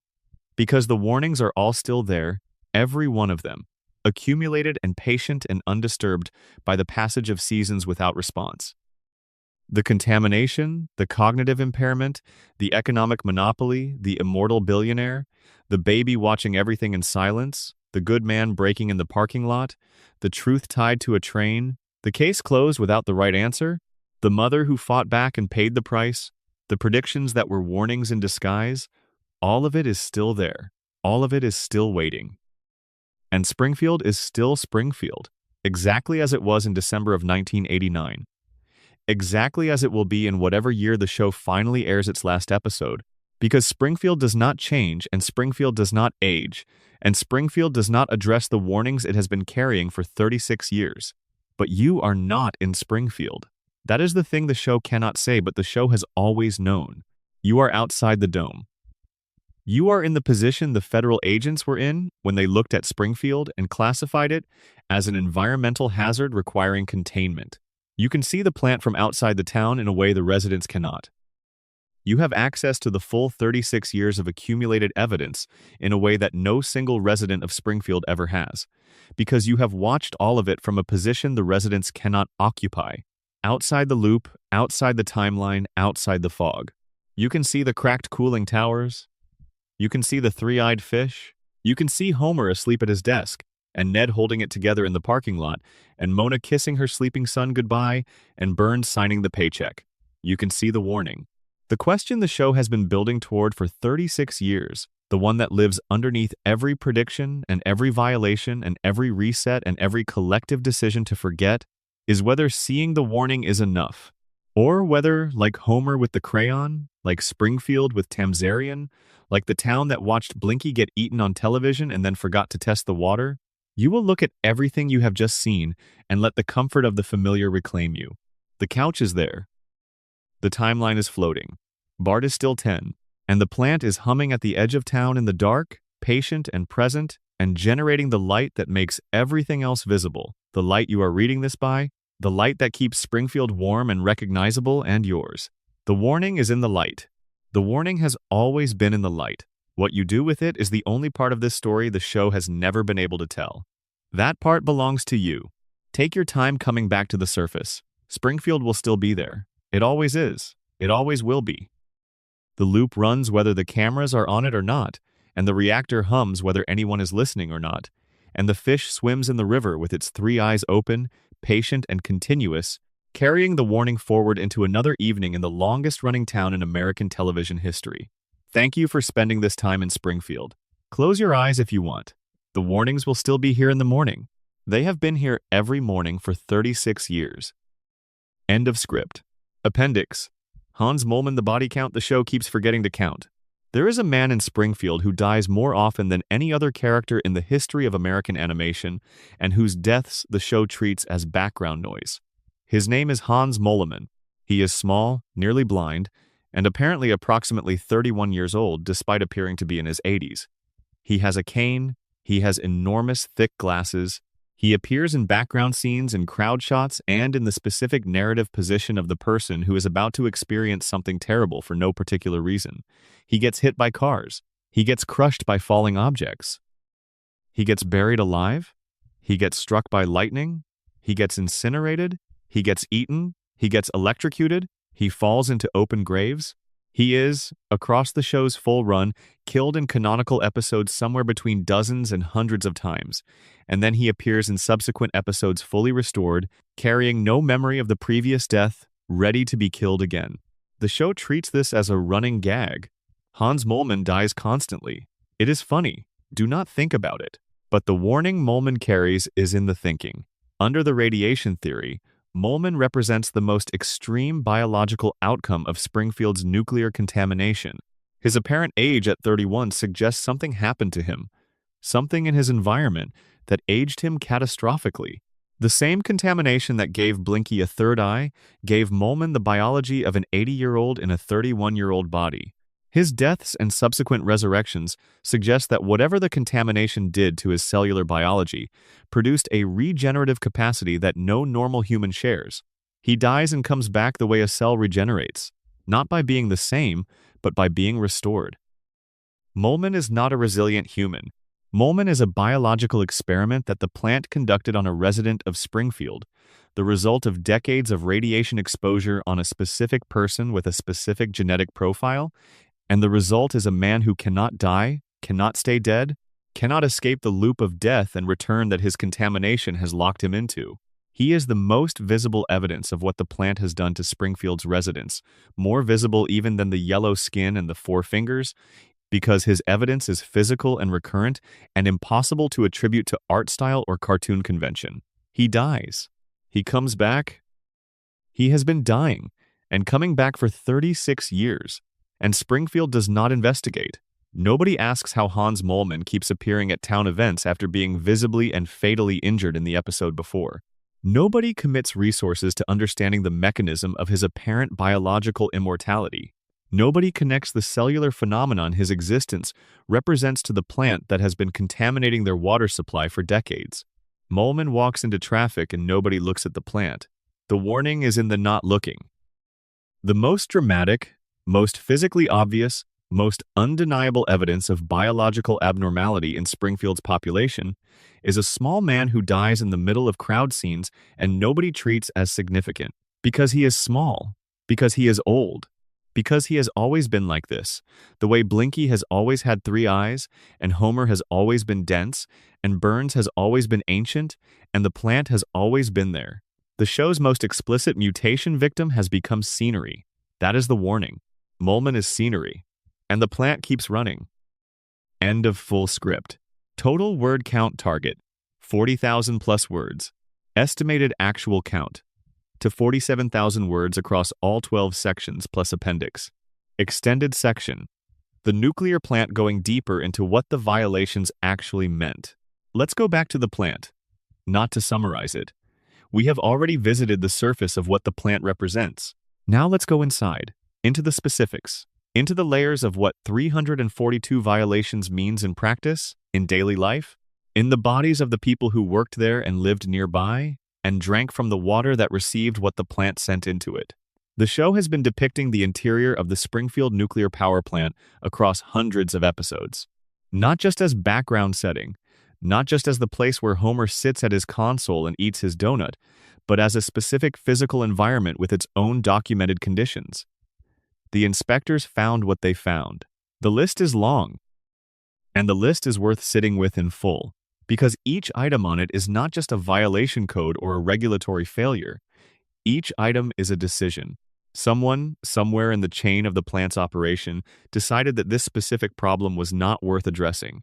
And the accumulated weight of all those decisions is what turned the Springfield nuclear power plant from a functioning industrial facility into whatever it actually is. Begin with the water. Radioactive waste entering the local water supply is the violation that carries the most immediate and broad-reaching consequences, because water does not stay still. Water moves. Water infiltrates soil. It migrates through underground aquifers to places geographically distant from the point where it entered the ground. It concentrates in wells and municipal reservoirs. It is drunk, cooked with, used to water gardens, and wash vegetables, and fill children's swimming pools. The route from a waste discharge pipe at the edge of the nuclear plant to the water glass on Homer's dinner table is not a straight line, but it is a route that exists, and the show has established that the discharge is ongoing, and that the waste it carries is radioactive. The human body is approximately 60% water. We replace the water we carry continuously, through drinking and eating and breathing the moisture in the air. In an environment where the water supply is receiving radioactive contamination, the process of being human, the ordinary daily process of staying hydrated and nourished and alive, becomes the process by which the contamination enters the body and accumulates there. This is not dramatized in The Simpsons because drama requires a crisis point, a moment of acute consequence, and chronic low-level contamination does not produce acute crisis points. It produces slow change. It produces gradual alteration of biological processes. It produces over years and decades the kind of damage that looks like individual variation rather than systemic cause and effect, because the timeline between exposure and consequence is long enough that the connection is difficult to establish. The fish in the river display their mutations visibly and immediately because the river is a direct and concentrated exposure pathway. The mutations the fish display after years of living in contaminated water are compressed in their visibility. They are the fast version of what the contamination does. The human version, the version playing out in the people of Springfield, operates on a longer timeline with subtler immediate effects, but the same underlying biology. The show tells you this, not with a diagram, not with a public health announcement, but through the accumulated characterization of Springfield's population. The bulging eyes, the unusual skull shapes, the four fingers, the healing rates that exceed normal human capacity, the cognitive profiles that range from Homer's clinical disability to Maggie's unmeasurable ceiling. The people of Springfield look different from the people who come to visit Springfield. This is the detail that the show has embedded for decades in the visual language of how it depicts insiders versus outsiders. When a character from outside Springfield appears in the show, their visual design is subtly different. Their proportions are more naturalistic. Their features are less exaggerated.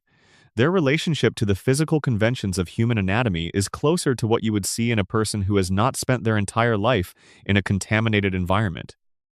The show attributes this difference to art style and character design. Within the world the show has built, there is a visible, observable difference between people who live inside the contamination zone and people who don't. The art style explanation is correct in the technical sense. The writers and animators made choices about how to draw inside characters differently from outside characters for reasons related to visual storytelling and character design. But within the logic of a world where the contamination is real and ongoing, and the fish in the river have 3 eyes, the art style decision becomes a diagnostic one. The drawings are accurate. The people of Springfield look the way they do because of where they live and what has been in their water. Now let's talk about the playground. Radioactive waste deposited on a playground used by children. Children in playgrounds do not maintain the cautious distance from surfaces that adults are sometimes trained to maintain around potentially contaminated environments. They press their faces into things. They put their hands in their mouths. They roll on the ground. They spend hours in direct contact with every surface in the playground, and when they go home, they carry whatever those surfaces contained on their hands and clothes, and in the dust on their shoes, and in the microscopic amounts they have inhaled through a morning of energetic physical activity in a contaminated space. The show drops this detail in the violations list without dwelling on it. It is one item among many. In the context of the list, it lands without the full weight of what it means, because the list is long and the pace of the episode moves you forward before you have time to sit with each item. But each item deserves the sitting. A child who spent their elementary school years playing on a playground where radioactive waste had been deposited is a child carrying the consequences of that exposure forward into their adult life. The consequences do not manifest immediately. They accumulate. They interact with other exposures. They compound with the contamination in the water and the air and the food grown in the region's soil. And the person that child becomes carries all of it, without necessarily being able to trace the weight they carry back to the playground where they spent their lunchtimes. Springfield's children have been playing on that playground. Bart and Lisa have been playing on that playground. Maggie will play on that playground. The show never says this directly. The playground and the violations list are not connected to the characters in a scene where someone stands on the playground and looks at the plant and understands what the connection means. The connection is structural, embedded in the geography of a town where the elementary school is close to the plant and the playground is at the elementary school and the waste went on to the playground. The connection exists whether or not anyone acknowledges it. This is what makes the violations more than a comedy bit about Homer's incompetent employer. The violations are the architecture of a specific kind of harm, distributed across the daily life of an entire population, operating through the ordinary mechanisms of living in a place and producing effects that accumulate across generations without any moment of visible, attributable, litigable cause and effect. Burns designed it this way, not necessarily through explicit planning of each specific violation, though the refusal to fix the violations after the inspection report was explicit planning. But the overall shape, the contamination distributed across multiple exposure pathways, operating slowly, affecting cognition and biology in ways that look like individual variation rather than environmental cause, producing a population too impaired to organize against the conditions producing the impairment. This is a system that self-perpetuates. It is not any single decision. It is the accumulated effect of many decisions all pointed in the same direction. And Homer is at the center of it, the safety inspector who cannot inspect, the man whose job is to find the violations, and whose biology prevents him from understanding what he is looking at when he finds them. There is a detail about Homer's employment history that the show introduces and does not fully develop, but that sits in the architecture of the Burns conspiracy with a specific and damning weight. When German investors briefly purchased the plant, the first thing they did was terminate Homer's employment, not as a casual management decision, as an assessment. They looked at the person in the safety inspector role and determined that the person in the safety inspector role was not performing the safety inspector role, and they removed him. The second thing they did was obtain an estimate for bringing the facility up to code. The estimate nearly bankrupted them. They sold the plant back to Burns. Burns immediately rehired Homer. The sequence is the key. A competent safety inspector would produce, within a very short time, a comprehensive documentation of the violations at the plant. That documentation, in the hands of regulatory authorities, would trigger a remediation order requiring Burns to spend approximately $56 million bringing the facility into compliance. The remediation order would also, by necessity, produce a documented record of how long the violations had been in place, which would open the question of what damage the violations had produced during their period of existence. A competent safety inspector is not just expensive for Burns in the immediate remediation sense. A competent safety inspector is an existential risk to the entire enterprise of having operated the plant the way Burns has operated it for decades. Homer is not kept in the safety inspector role because Burns is careless or forgetful or doesn't value competent employees. Homer is in that role because Homer is the safest possible occupant of that role for Burns's specific interests. Homer does not document. Homer does not investigate.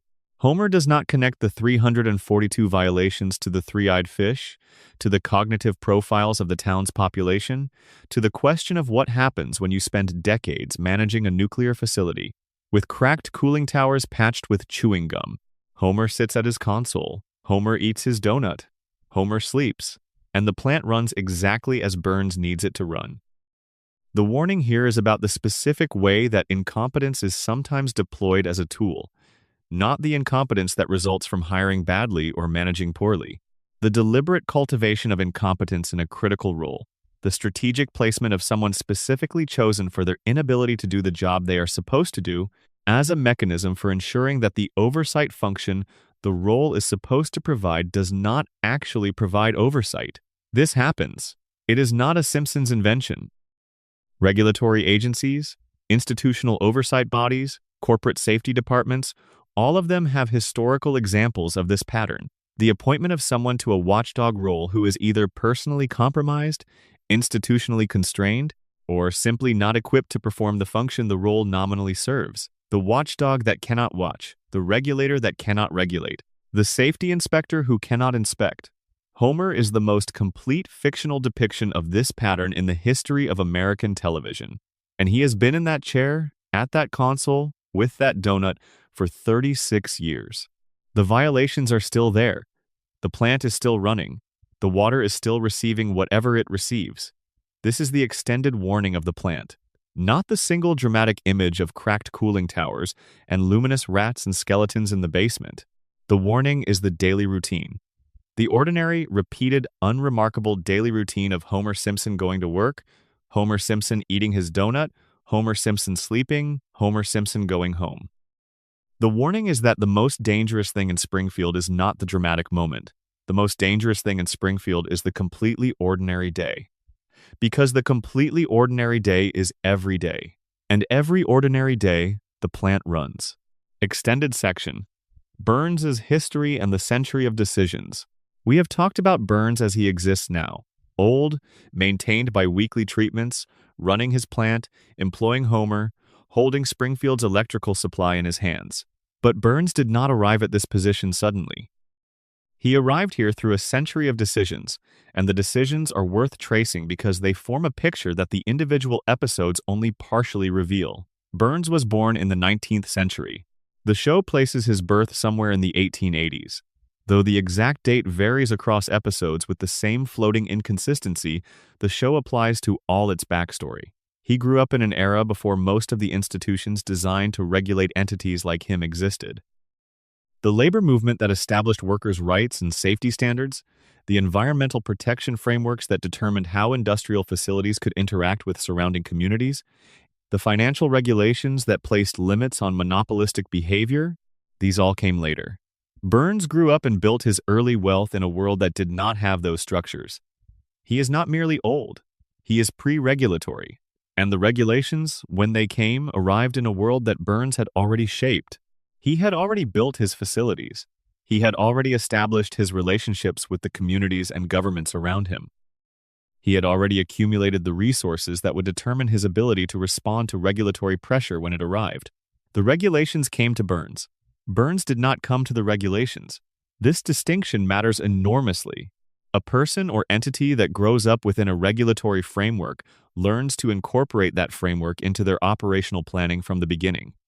Compliance is built into the architecture of how they operate. A person or entity that was already fully formed when the regulations arrived treats those regulations as external constraints imposed on an existing system, and the response to external constraints is often to find the minimum required compliance while maintaining as much of the existing system as possible. Burns found minimum compliance.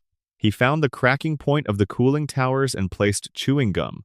He found the level of violation that was addressable enough not to trigger immediate shutdown, and he remained at that level for decades. He found the Homer Simpsons of the world and placed them in the roles where finding violations would most threaten his operations. The history of Burns's relationship with regulation is the history of a man who arrived before the rules and has spent a century managing his exposure to rules that cannot quite reach the core of what he does. Consider what Burns actually built over a century. He built a power plant. He built a facility for private medical research. He built, as we learned through Mona's story, a biological weapons laboratory. He built financial relationships with the political infrastructure of multiple generations of Springfield's municipal government. He built the arrangement with Grandpa Simpson that ensured Homer's employment. He built the relationship with Smithers that ensures his medical maintenance. He built the media properties that shape what Springfield reads and watches and believes about its own situation. Each of these constructions serves a specific purpose in the overall system Burns maintains. The plant generates revenue and dependency. The medical research serves his immortality project. The weapons laboratory, before Mona destroyed it, served whatever purpose Burns had for weapons-grade biological agents in a small American town, a purpose the show introduces and then, in its characteristic way, does not pursue to its conclusion. The political relationships ensure that regulatory pressure is consistently moderated. The employment arrangement ensures that the safety oversight function is occupied by someone who cannot use it. The media properties shape the information environment in which Springfield makes decisions about its situation. This is not a collection of independent ventures. This is a system. Every component serves the others. Every investment Burns has made over his century of operation has been an investment in the continuation of the system as a whole. And the system's primary function, its organizing purpose, is to maintain Burns's position at the center of Springfield's economic and physical environment indefinitely. Burns is not merely rich. Burns is entrenched.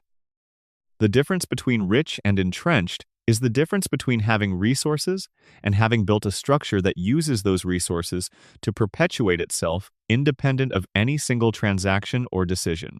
A rich person can become poor. An entrenched system persists past any individual setback because its redundancies are designed to absorb losses and continue functioning. Burns's system is entrenched. He has been shot. He has been hospitalized dozens of times. He has faced legal challenges and regulatory actions and public scandals. He has experienced individual catastrophic events that would have destroyed a less embedded person. And after each event, the system absorbed the loss and continued running. The warning Burns's history delivers is the warning about entrenchment, about what happens when a system designed to perpetuate itself is given a century to develop its redundancies, about what it takes to address a system of that age and that depth. It takes more than an election. It takes more than a regulatory action, because the regulatory actions were designed with a 100-year-old system already in place. It takes more than a single scandal or a single lawsuit or a single episode in which the town confronts Burns over his latest scheme. The show knows this. The show depicts it. Burns is confronted in every season, and in every season the confrontations do not fundamentally alter the system he has built. The sun blocker is removed. The violations are documented and ignored. Mona destroys the biological weapons lab and pays for it for 27 years. Homer briefly achieves the clarity to write the report about the plant's environmental impact and then chooses the fog. None of these are failures of individual characters or individual decisions. They are the expected outcomes of attempting to address a century-old entrenched system using the tools available to individuals within that system.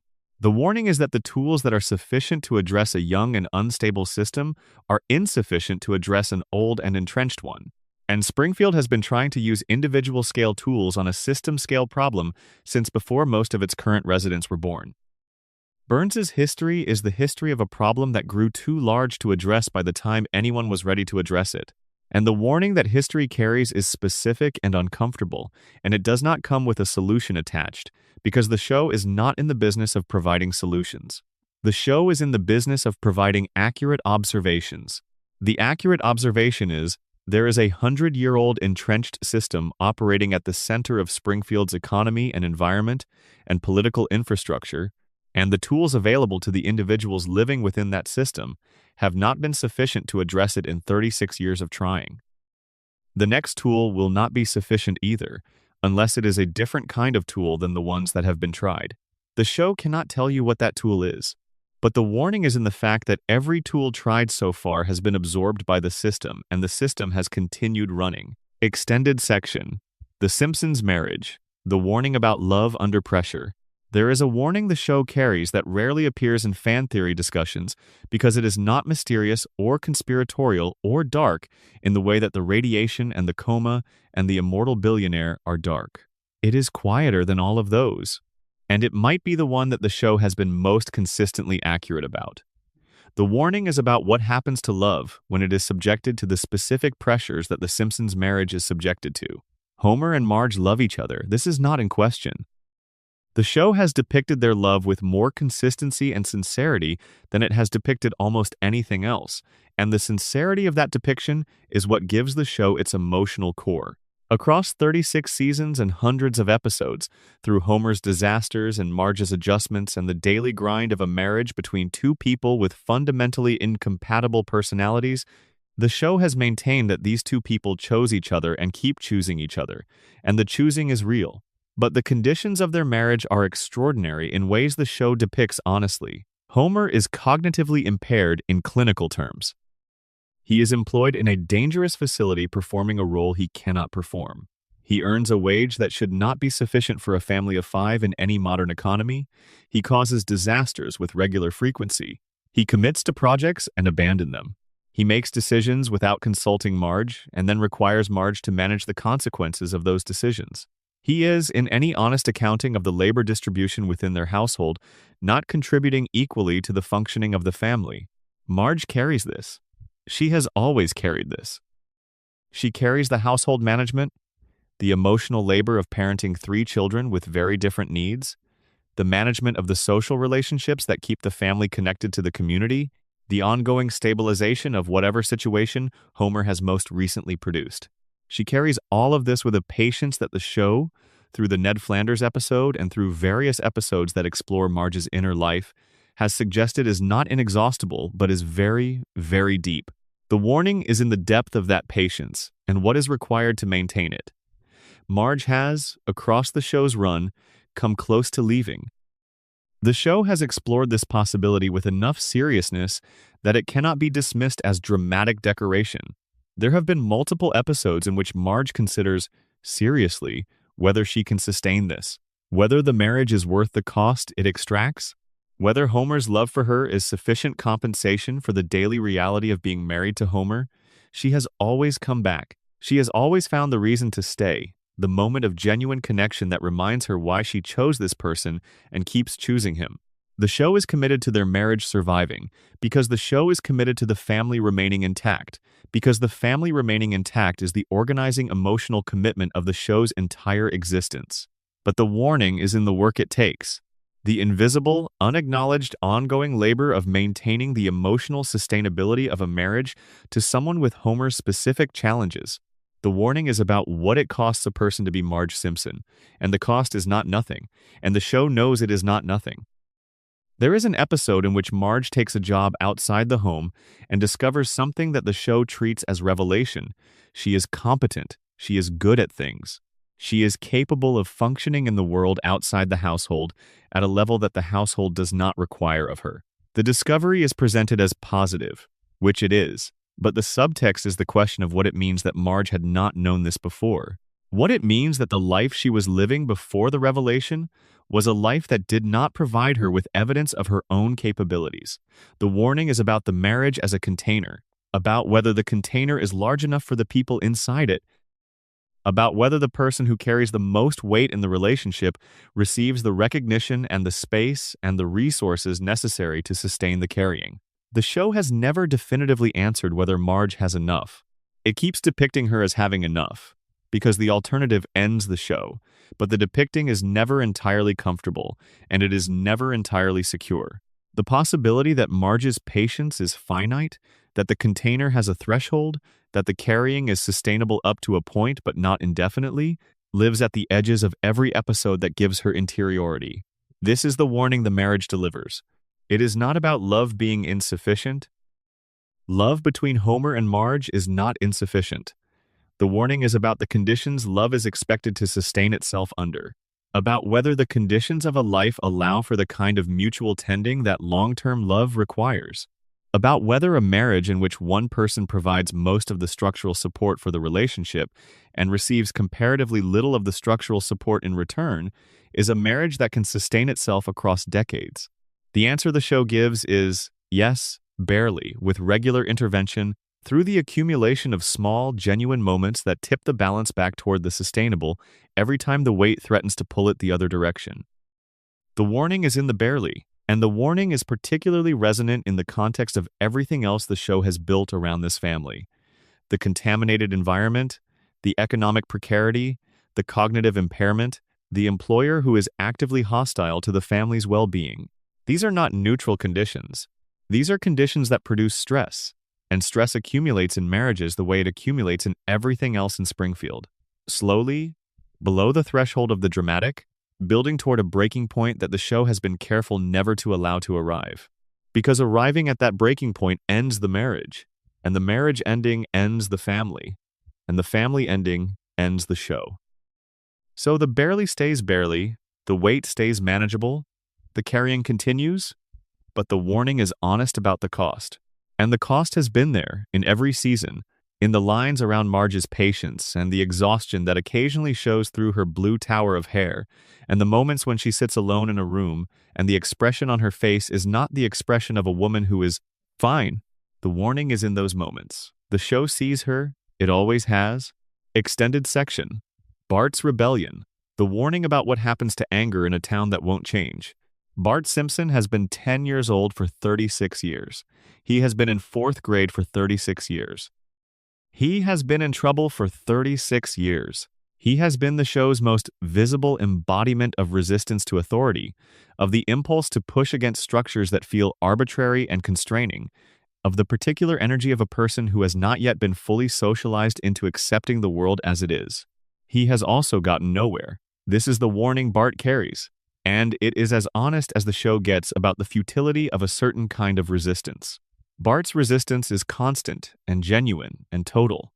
He does not accept Skinner's authority because he cannot perceive the legitimacy of an authority that demands compliance without earning it.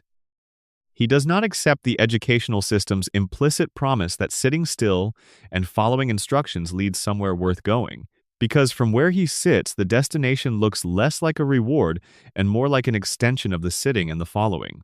He pushes, pranks, disrupts, rebels, makes his own rules in the spaces between the rules he's supposed to follow. And the world does not change. This is the part that the show has always been honest about in a way that the comedy softens, but does not fully conceal. Bart's rebellions are funny. They produce episodes, they generate consequences that the show navigates with wit and care, but they do not produce change. The school is the same school at the end of every Bart episode that it was at the beginning. Skinner is still Skinner. The system is still the system. The pranks are absorbed and the punishments are administered, and the next morning Bart is back in 4th grade and the resistance resumes from the same position it always occupies. The warning Bart carries is about the difference between individual resistance and structural change. Between the kind of rebellion that expresses a person's refusal to be complicit in a system they find wrong and the kind of organized collective action that actually changes the system. Bart does the first. The first is necessary. The first is, in fact, important as an act of self-preservation, as the refusal to be entirely absorbed into the compliance that the system rewards and the education system is partly designed to produce. But the first is not the second, and Springfield does not have a mechanism for the second. Bart cannot organize the 4th grade class into a sustained campaign for structural change in Springfield's educational system, partly because he is 10 and 10-year-olds are not equipped to run sustained political campaigns, but mostly because the educational system in Springfield is too embedded in the broader economy to be changed from within the school. The school's budget depends on what the city government allocates. The city government's priorities depend on the economic interests that fund it. The economic interests are shaped by Burns. Change the school means change the budget means challenge. Burns means the same wall that every other attempt at change in Springfield eventually hits. The rebellion has nowhere to go. This is the specific shape of the warning Bart represents. The anger is real. The identification of what is wrong is accurate. The refusal to be complicit is admirable. But the energy of the refusal has nowhere to go in Springfield except into pranks and detention, and the kind of individual defiance that is expressive and satisfying, and completely unable to address the structural sources of what makes the defiance necessary. Bart is angry at the right things. The school is underfunded because of Burns. The authority structures are arbitrary because they are imposed by people who benefit from compliance. The world Bart is being asked to conform to is not a world designed with his interests in mind. His anger is appropriate, and his anger is trapped. The show depicts this with enough precision that it becomes, across 36 seasons of Bart episodes, something more than comedy. It becomes a portrait of what happens to legitimate anger in the absence of effective channels. Anger that has no effective channel does not disappear. It recirculates. It expresses itself in the available forms, which in Bart's case are pranks and disruption, and the occasional genuine act of courage that the show briefly illuminates before the reset closes back over it. The genuine acts of courage are the warning's most honest moments. There are episodes where Bart does something that transcends the prank, where he acts in defense of someone vulnerable, or stands up to something genuinely threatening, or makes a choice that costs him something real because it is the right choice. These moments happen. They are among the show's most celebrated individual scenes. And then the episode ends, and Bart is in detention again, and the structure he briefly challenged is exactly as it was. The warning is not that Bart's courage is insufficient. The warning is that individual courage, however genuine and however costly, is insufficient to change a system designed to absorb it. Bart has been courageous for 36 years. Springfield is the same. The warning is in the same. Extended section. Lisa's crusades, the warning about being right too early. Lisa Simpson has been right about almost everything. This is not an exaggeration. Across 36 seasons, Lisa has identified problems, articulated their causes with precision, developed arguments for addressing them, and presented those arguments to whoever would listen, which has rarely been enough people and never been the right people. She has been right about environmental issues before the mainstream conversation caught up to the science. She has been right about political dynamics before the events she predicted occurred. She has been right about social issues, economic issues, institutional failures, educational inadequacies, and the specific character of the town she lives in, with an accuracy that the show depicts with enough consistency to constitute a statement. And her rightness has not protected her. This is the warning Lisa carries. Not the warning that intelligence is useless or that caring about the right things is a mistake. The warning is more specific and more painful than that. The warning is about the relationship between being right and being heard. About what happens to a person who has accurate information, who can articulate it clearly, who cares deeply about the things the information concerns, and who exists within a community that is either unable or unwilling to receive it. Lisa is 8 years old. She is the smartest person in a household that doesn't always know what to do with smart. She is the most intellectually rigorous person in a school that is underfunded and understaffed and struggling to provide the basic services of education without the budget to support enrichment for a child of her profile. She is the most consistent truth teller in a town that has, as we established with the Tamzarian vote, a formal mechanism for suppressing truth when it becomes inconvenient. She is right, repeatedly and precisely. And the town has a formal mechanism for handling people who are right about inconvenient things. The exhaustion this produces in Lisa is one of the show's most carefully observed emotional threads. The show does not always foreground it. The episodes that explore Lisa's inner life are distributed across the run rather than concentrated, which means the full weight of what Lisa carries is something you have to assemble from fragments rather than experience in a sustained narrative. But the fragments are there. The moments when Lisa's composure slips, when the effort of being the person who keeps pointing at the things nobody wants to look at becomes visible in her expression, when she is briefly not the articulate and forceful advocate but simply an 8-year-old who is tired of being right about things that don't improve. These moments are the show being honest about what Lisa's situation actually costs. The warning Lisa represents is the warning about the specific kind of isolation that comes from being accurate in an environment that rewards something else. Springfield does not reward accuracy. Springfield rewards the kind of behavior that sustains the comfortable fiction: compliance, forgetting, the willingness to accept the official version of things and not press too hard on the seams. Lisa presses the seams. Lisa has always pressed the seams. And the seams do not yield, and the pressing is exhausting, and the isolation it produces accumulates across years and seasons until Lisa's intelligence, which should be her greatest asset in the world, has become instead a precise instrument for measuring the distance between where she is and where she should be able to be. The flash-forward episode that shows Lisa as a 23-year-old woman is the show briefly allowing itself to imagine what the accumulated pressing might eventually produce.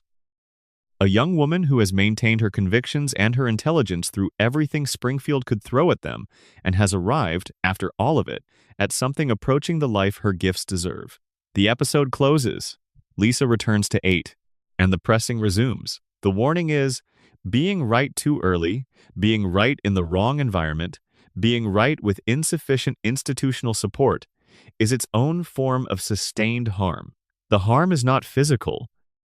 It is the harm of a person who spends years and decades maintaining positions that the world is not ready to receive, carrying the weight of accurate information in a community that has voted to suppress accurate information, and absorbing the social cost of being the person who won't stop pointing at the thing nobody wants to see. Lisa has been pointing for 36 years. The thing is still there. That is the warning. And in the quiet of the evening, in the house on Evergreen Terrace, somewhere a saxophone is playing. It is Lisa in her room, alone with the music, doing the thing she does when the words stop working, playing through the gap between what she knows and what the world is ready to hear, filling the silence between the warning and the moment it is finally received. The music continues whether anyone is listening or not. That is also the warning, and it is also the most hopeful thing the show has ever said. Extended section.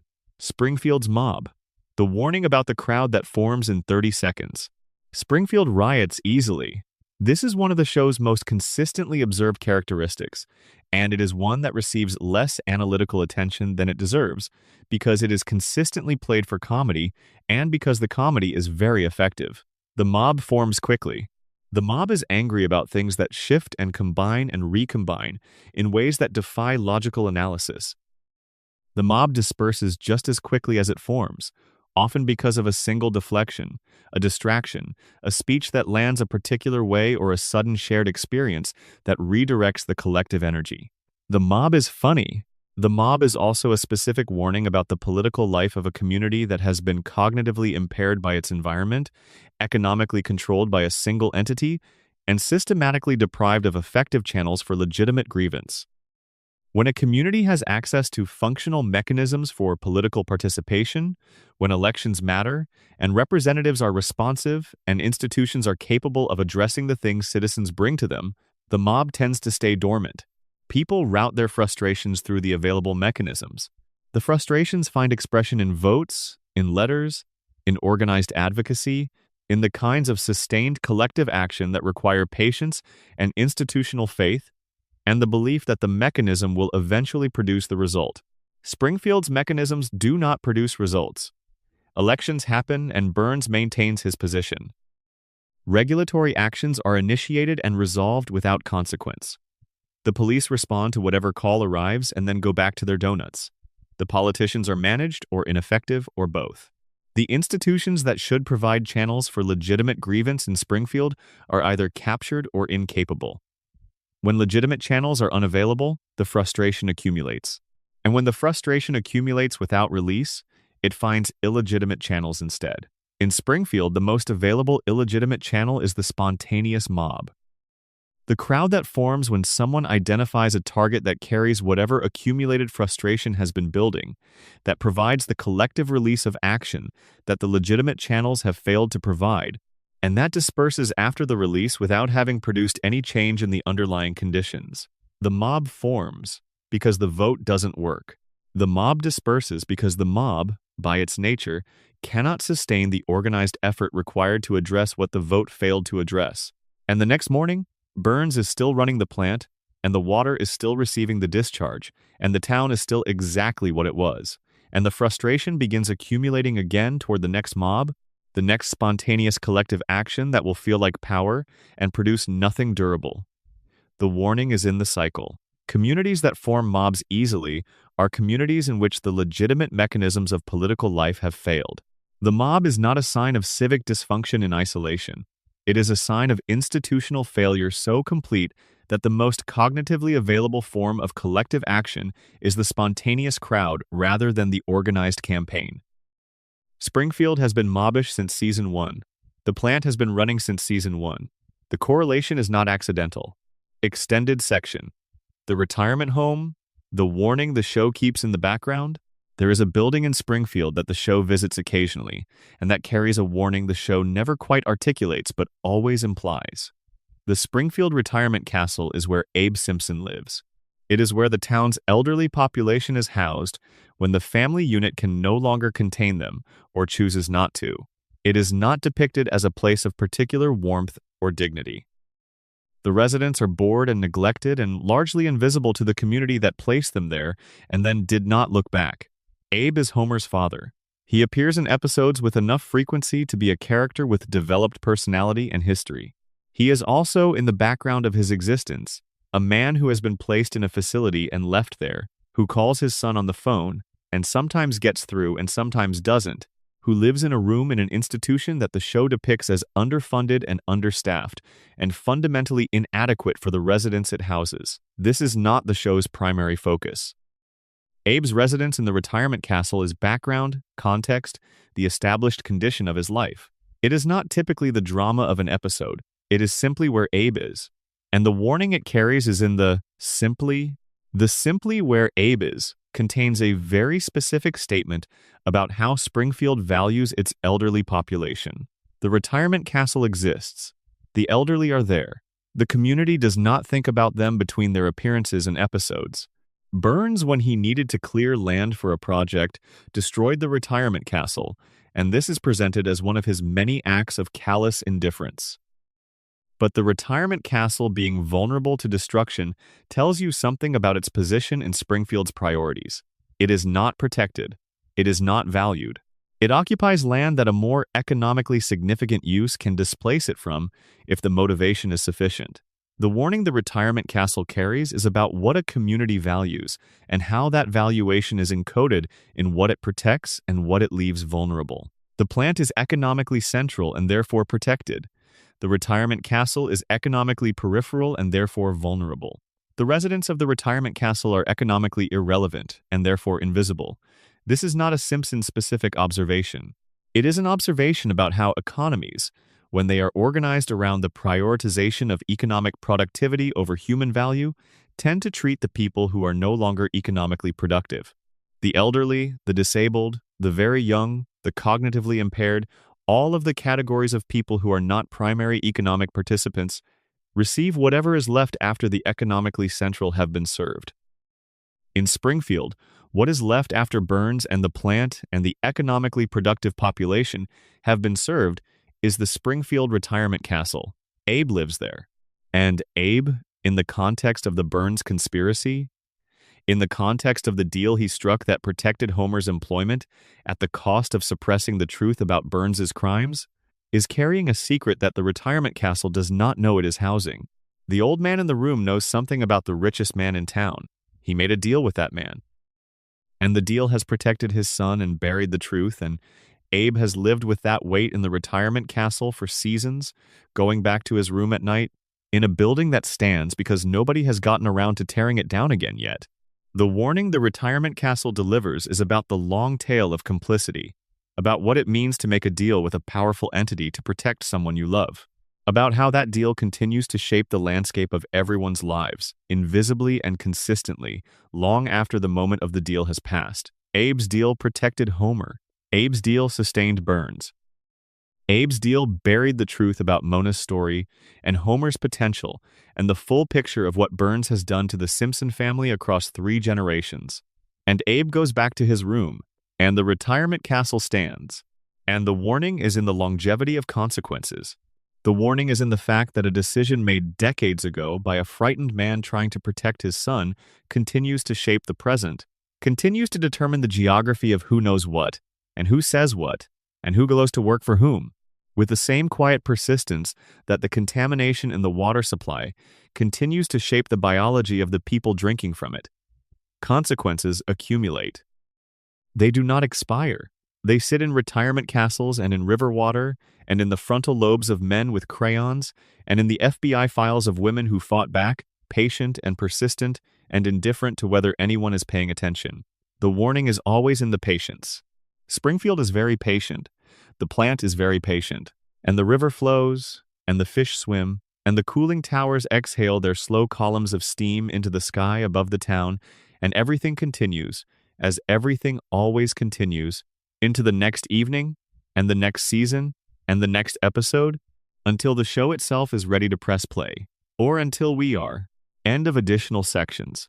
Extended section. The show itself. The warning about what we watch and why. Let's step back from Springfield for a moment. Not outside the dome, not to the vantage point of the EPA agents looking down at the contaminated town. Let's step back in a different direction, into the question of what it means that we are here, in this conversation, spending this much time inside a fictional town, and finding it speaks this clearly about a real world. The Simpsons is the longest-running American animated series in the history of television. That fact gets repeated so often, with such automatic reflexiveness, that it has stopped meaning what it actually means. 36 years. 36 years of continuous production. 36 years of a writing staff, of voice actors, of animators, of network negotiations and episode orders and promotion campaigns and syndication deals, all sustained, all continuing, all oriented toward the same fictional family, in the same fictional town, doing essentially the same kinds of things they have always done. No other narrative entertainment project in American history has sustained this. Not by a modest margin. The Simpsons has been running for so long that people who were born during its original run are now adults with their own children who also watch the show. It has become multi-generational in the specific sense that its audience includes people whose relationship with it spans their entire conscious lives. What does that mean?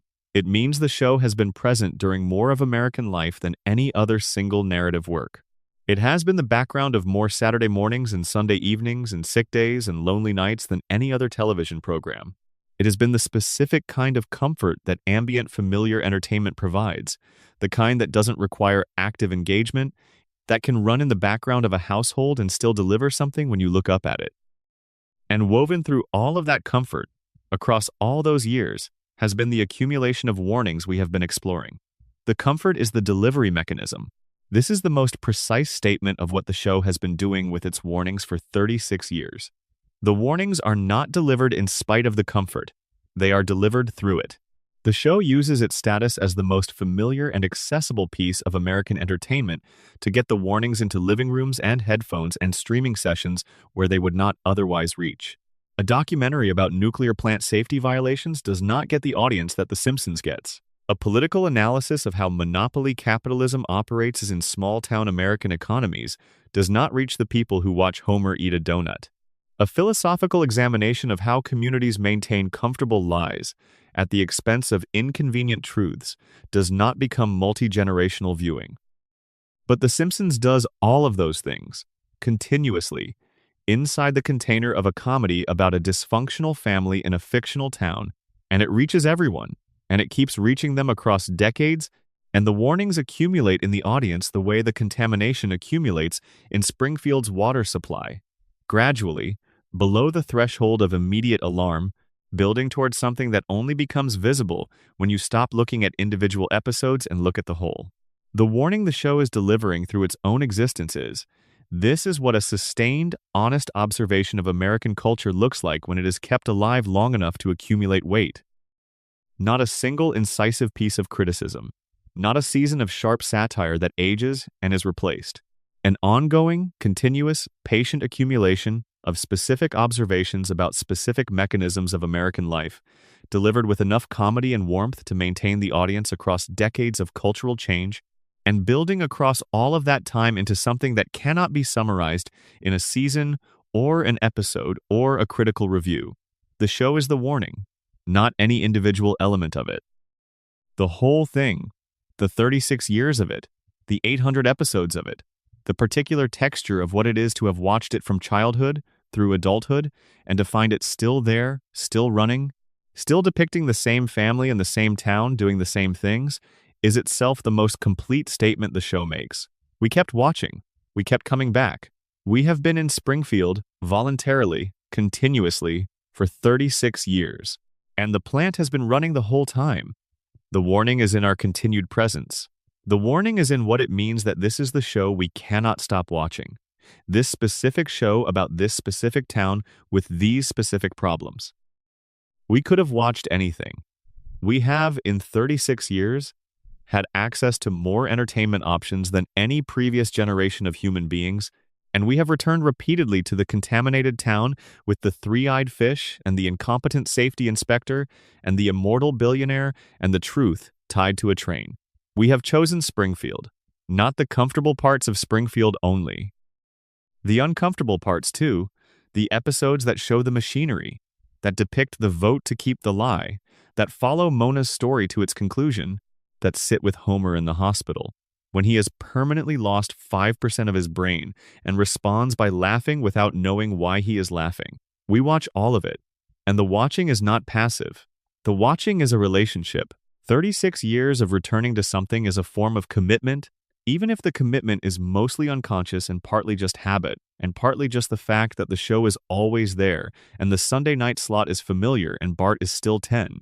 The warning is that our commitment to Springfield, our sustained relationship with this fictional contaminated town, is the mirror the show has been holding up to us from the beginning. We keep coming back because Springfield is us. We are the people in the town meeting. We are the audience at the press event when Burns eats the fish. We are the voters in the Tamzarian election. We are the people who saw Blinky and forgot to test the water. The warning is not that we are bad people. The warning is that we are people. Ordinary people with ordinary lives and ordinary capacity for comfort and ordinary limitations in the amount of discomfort we can sustain over time, without choosing the thing that makes the discomfort bearable. Homer chose the crayon because the alternative was unbearable. We chose Springfield because the alternative is facing the accumulation of what we have learned about it. The show has been patient with us about this. The comedy has never stopped being comic. The warmth has never stopped being warm. The family has never stopped loving each other in the specific, flawed, genuine way that makes them worth watching. The show has not punished us for taking 36 years to sit with all of it at once. It has simply continued, season after season, adding to the accumulation, trusting that at some point the weight of it would be sufficient. Perhaps this is that point. Perhaps the accumulation has reached sufficient mass. Perhaps the patient, continuous warning that the show has been delivering since December of 1989 has finally found the moment when it is ready to be received as what it has always been. A very long and very specific and very honest description of the conditions of American life, delivered in the medium most likely to be watched by a country that wanted entertainment and got something more durable alongside it. The warning is, you have been here the whole time. You have seen everything. You have watched the fish get pulled from the river and watched Burns eat it and watched the town forget to test the water. You have watched Mona disappear into the night and Homer go to work the next morning. You have watched the vote and the railroad car and the real Skinner disappearing into the distance. You have watched the timeline float and the children stay young and the plant keep running. You have been in Springfield for 36 years, and you know what Springfield is. The final warning is also the first warning, which is also the question the show has been asking from the beginning. Now that you know, what are you going to do about it? The show cannot answer this. The show is not able to answer this, because the show is in Springfield, and Springfield cannot change, and the loop will keep running, and the timeline will keep floating, and Homer will keep going to work tomorrow morning, because that is what Homer does, and that is what the show needs him to do. But you are not in Springfield. You can press play. You can close your eyes here, in the quiet of whatever room you are watching from, in whatever time and whatever location, and let the warmth of the show settle around you the way it always has, the familiar music and the familiar family and the familiar town, and you can carry the warnings with you when the morning comes. The morning will still come, Springfield will still be there, and you will know what you know. That is enough. That has always been enough. The show just needed 36 years to say it. Extended closing. The plant at night. There is a particular quality to the Springfield nuclear power plant at night that the show never quite depicts directly, but that the accumulated imagery of the show constructs in the imagination. The cooling towers are visible from everywhere in Springfield. They are the tallest structures in town. At night, with the town's lights diminished and the sky opened up above, the towers would be the most prominent feature of the skyline, their warm exhaust drifting upward in slow columns that would catch whatever light came from the facility's operational lighting. The facility runs continuously. Nuclear plants do not shut down at night. They run because the systems that keep them operational, the cooling, the monitoring, the management of the fission process, do not have a sleep cycle. The reactor is always operating. The warmth it generates is always being managed. The discharge pipes are always carrying whatever they carry to wherever they carry it.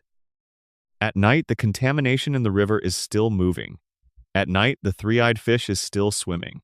At night, somewhere in the darkness of a hospital room in 1993, a man in a coma is dreaming his family into the permanent present. At night, Ned is in his house on Evergreen Terrace, maintaining his silence about the things he has accumulated, tending to the behavioral override that his childhood installed and his adulthood sustains. At night, somewhere in the American underground, a woman named Mona who chose to fight back is sleeping lightly, the way people who have spent years as fugitives sleep, alert to sounds that most people do not hear.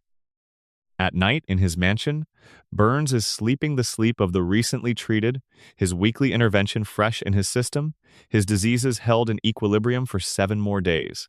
At night, Homer is sleeping the sleep of the untroubled, which is the sleep of a man whose fog prevents him from carrying what he knows into his dreams. At night, Lisa is awake. Lisa is often awake. She is reading or thinking or playing softly on her saxophone in her room, in the dark, working through the gap between what she understands and what the world is ready to hear. The music is quiet enough not to wake anyone.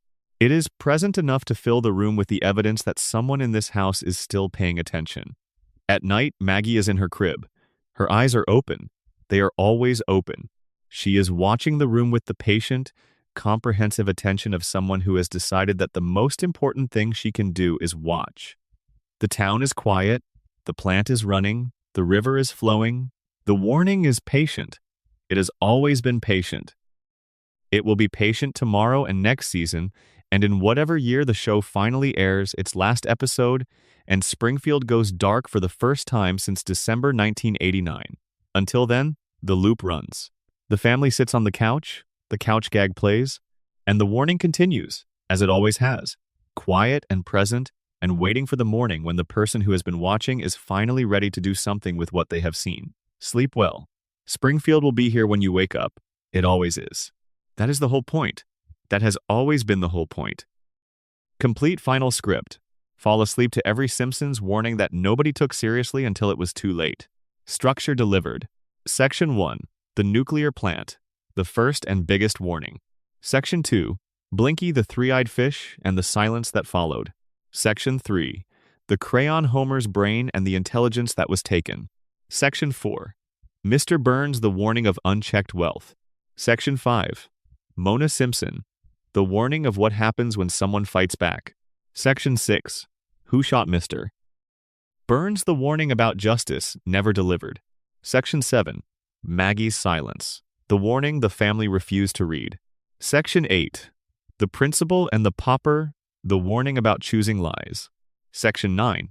Ned Flanders, the warning about goodness in a system that doesn't reward it. Section 10.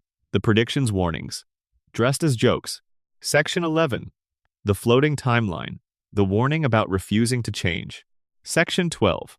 The final warning, Springfield is a mirror. Extended. The plant's violations in detail. Extended. Burns's century of decisions. Extended. The Simpsons' marriage under pressure. Extended. Bart's rebellion and nowhere to go. Extended. Lisa's crusades and being right too early. Extended. Springfield's mob and illegitimate channels. Extended. The retirement home and the long tail of complicity. Extended closing. The plant at night. Appendix. Hans Moleman. Extended section. The town meetings. Springfield's democracy and why it never works. Springfield has town meetings. They happen with remarkable frequency for a town that produces the kinds of outcomes Springfield produces. The citizens assemble. A moderator stands at a podium. People speak. Grievances are aired. Proposals are made. The meeting ends. And Springfield continues exactly as it was before the meeting convened. The town meeting is one of the show's most reliable comic settings, and it has become one because the writers understood early that the dynamics of democratic assembly in a community with Springfield's specific profile are inherently comedic. The crowd is easily distracted.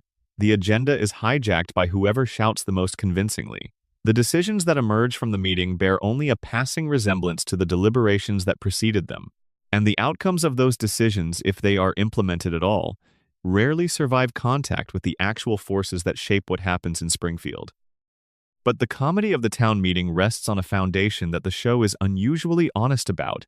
The town meeting is the only mechanism of collective political will that Springfield's residents have regular access to, and the mechanism is profoundly inadequate for the challenges they face. Consider what the town meeting is structurally capable of addressing. It can address things that require collective local decision-making within a relatively simple scope, choosing between competing proposals for a local amenity, responding to a neighborhood-level issue, expressing community sentiment about a local controversy.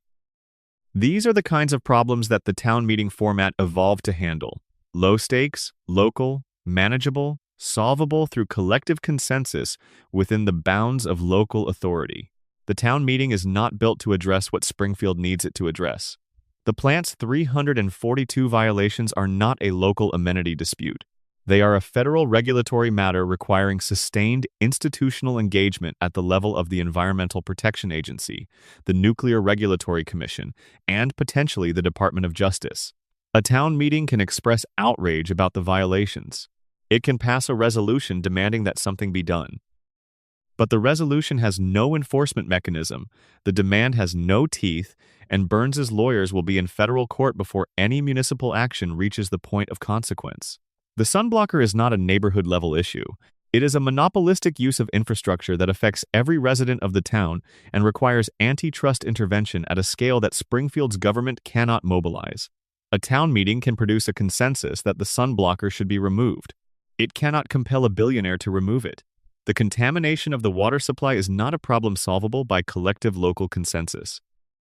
It requires federal environmental remediation resources, legal action against the plant's operators, long-term monitoring of the community's health outcomes, and the kind of sustained institutional commitment that neither Burns's influence nor Springfield's government will allow to materialize. The town meeting keeps getting convened to address problems that the town meeting cannot address, and the show depicts this cycle with such consistency that it has become a background assumption. Springfield holds meetings. Meetings produce nothing, Springfield continues. The warning is in the gap between the problems and the tools. A community that is facing industrial-scale, institutionally embedded harms, while equipped only with the democratic tools of local self-governance, is a community in a specific and well-documented kind of trouble. The tools are not the problem. The tools are appropriate for the problems they were designed to address. The problem is the mismatch between the scale of the harm and the scale of the available response.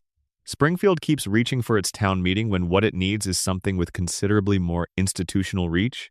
And the reason it keeps reaching for the town meeting is partly that the town meeting is what is available, and partly that the alternatives would require acknowledging the full scale of what it is dealing with.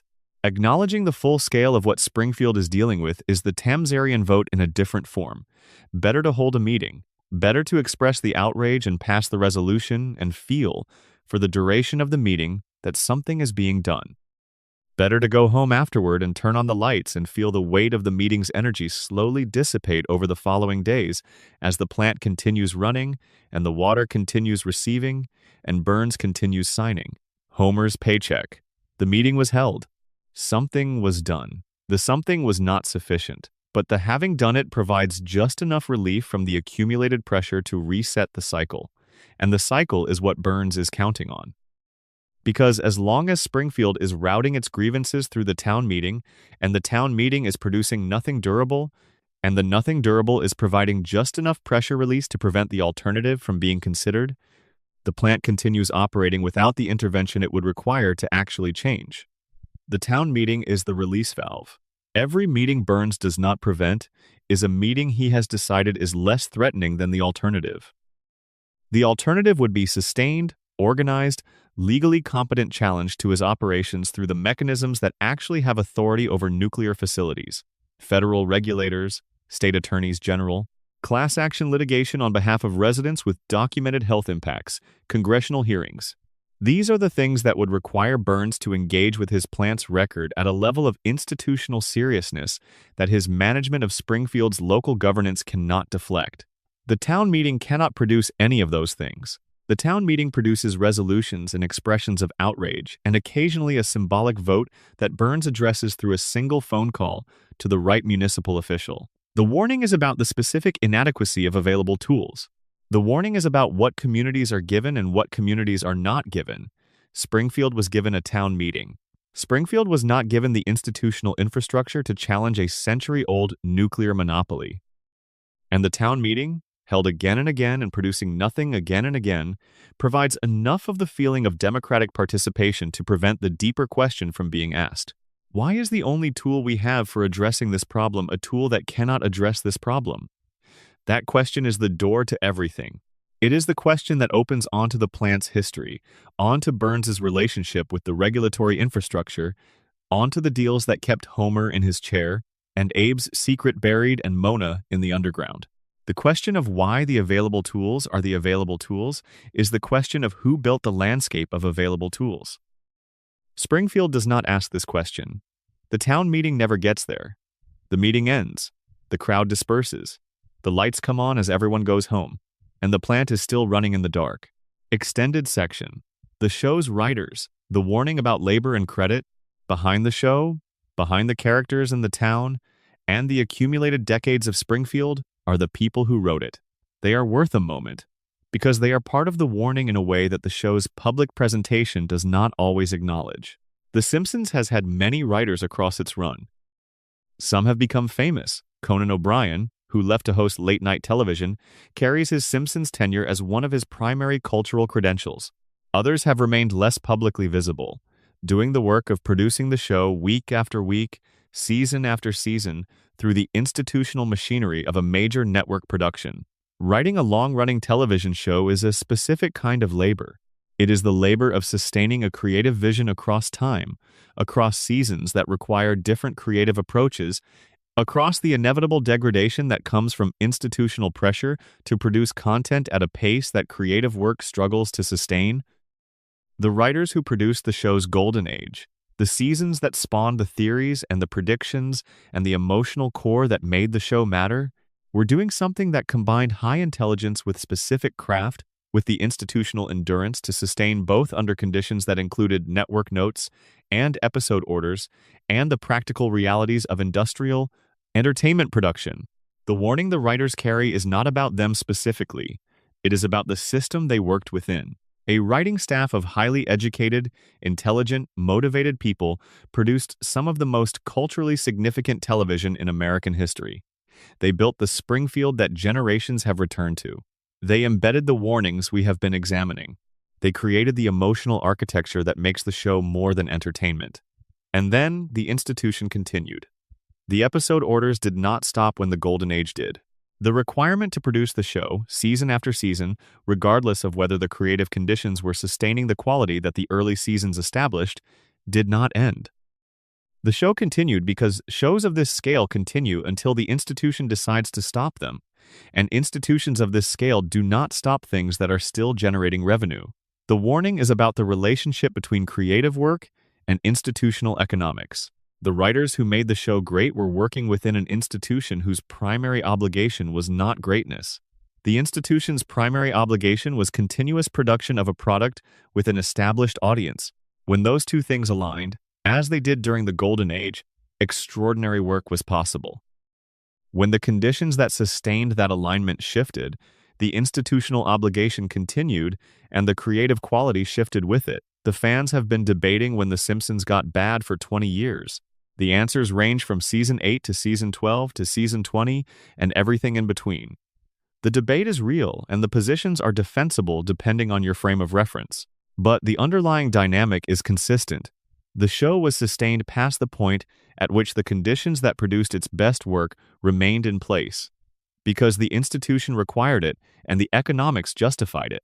The warning is about sustainability, about the conditions that creative work requires to sustain itself, And what happens to creative work when those conditions degrade while the institutional requirement to produce continues?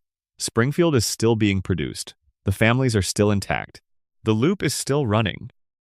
And somewhere in the archive, the episodes that made the warnings matter, the ones that Mona's story and Ned's breakdown and Homer's brief intelligence and the crayon episode and the Tamzarian vote, those episodes sit with the weight of what they actually are. The product of a specific group of people, under specific conditions, doing something with the material that the institution providing the platform did not fully anticipate and did not, ultimately, sustain past a certain point. The warnings were delivered by people who understood what they were doing with the delivery. And then the institution continued, the way institutions continue, and the delivery mechanism became something with a different relationship to the warnings it was carrying. The old episodes are still there. The warnings are still in them. Nothing that has aired since has erased what the Golden Age produced. The archive is intact, but the warning about creative labor and institutional endurance is in the arc of the show itself. The arc from the early seasons to the current ones describes, precisely and without editorializing, what happens when creative work is embedded in an institution whose relationship with that work is fundamentally economic. The show made the warnings. The institution continued past the moment when the making was optimal. Both things are true. And Springfield continues, the way Springfield always continues, with the older episodes and the newer ones sitting side by side in the streaming catalog, and the viewer choosing where to begin. Extended section. Every small moment. The warnings in the background of the background. The warnings we have examined are the large ones. The ones that required sustained analysis, that stretched across multiple episodes and seasons, that form the architectural bones of what the show is saying beneath the comedy. But the show has also been delivering warnings in the background, in the details that flash past in a single shot, in the signs on the background buildings, in the ticker text running across televisions visible in corner shots, in the specific language of a throwaway joke that, like the Cypress Hill prediction, contains more precision than it seems to require. Springfield Elementary has a sign in front of it that changes every episode. The sign carries messages about the school's current situation, funding cuts, canceled programs, administrative announcements delivered in language that oscillates between comic resignation and specific accuracy about what public education looks like when it is systematically underfunded. The messages on that sign, accumulated across hundreds of episodes, compose their own archive, their own warning. Not about any single message, but about the pattern. The pattern of an institution that is permanently under-resourced, that has been responding to the same kinds of pressure for 36 years, that expresses its situation through the darkly comic framing. That is the only register available to people who have been told to do more with less for so long that the request has become part of the institution's self-definition. The sign outside Springfield Elementary has been warning about what happens to public education under sustained financial pressure since the show's first season. Nobody changed the sign. The warning is still out front. In the background of crowd scenes, the background characters of Springfield carry their own specific physical characteristics. The bulging eyes, the unusual proportions, the body shapes that the show has given to residents as opposed to visitors. Across hundreds of episodes, the show has populated Springfield with a background cast of mutated extras who appear in the grocery store and the DMV and the crowd at the town meeting. Each of them is a data point. Each of them carries the radiation theory's evidence without being a primary character, without requiring the focus of a storyline, simply by being visible and being what they are. People shaped by the environment they inhabit, carrying the contamination in their bodies the way Blinky carries it in his extra eye. The background of Springfield is full of warnings. Most of them pass too quickly to register as warnings. They are background. They are set dressing. They are the thing your eye moves past on the way to the thing the camera is actually pointed at. But the background is where the long-term warnings live, not in the dramatic moments, in the consistent details. In the signs and the extras and the ticker text and the details of buildings and the specific language of jokes that seem to be about one thing and contain within them a more precise observation about another thing. The show has been doing this for 36 seasons. The background has been accumulating for 36 seasons. If you have been watching for any significant portion of those 36 years, you have absorbed the background into your relationship with the show without consciously processing most of it. You know what Springfield looks like? Not because you have cataloged the specific details, but because you have been present in it long enough that the overall texture is familiar. The texture is the warning. The accumulation of details that makes Springfield feel like a specific, cohesive place is also the accumulation of evidence that Springfield is a specific, cohesive kind of warning. The details support each other. The three-eyed fish and the cracked cooling towers and the luminous rats and the background characters with their unusual proportions and the sign outside the school and the ticker text on the news and Homer sleeping at his console and Burns signing the checks and Smithers maintaining the schedule and Ned in his house and Marge in hers and Maggie watching and Lisa playing. All of it is consistent. All of it points the same direction. The direction is, look at this carefully. Look at all of it, not just the foreground, not just the dramatic moments, but the accumulated background, the persistent details, the consistent texture of a world built over 36 years by people who understood what they were building. Look at Springfield. Look at everything in it. That is the final instruction. That is what the show has been asking you to do since December 1989. Look at all of it, and then decide what you see.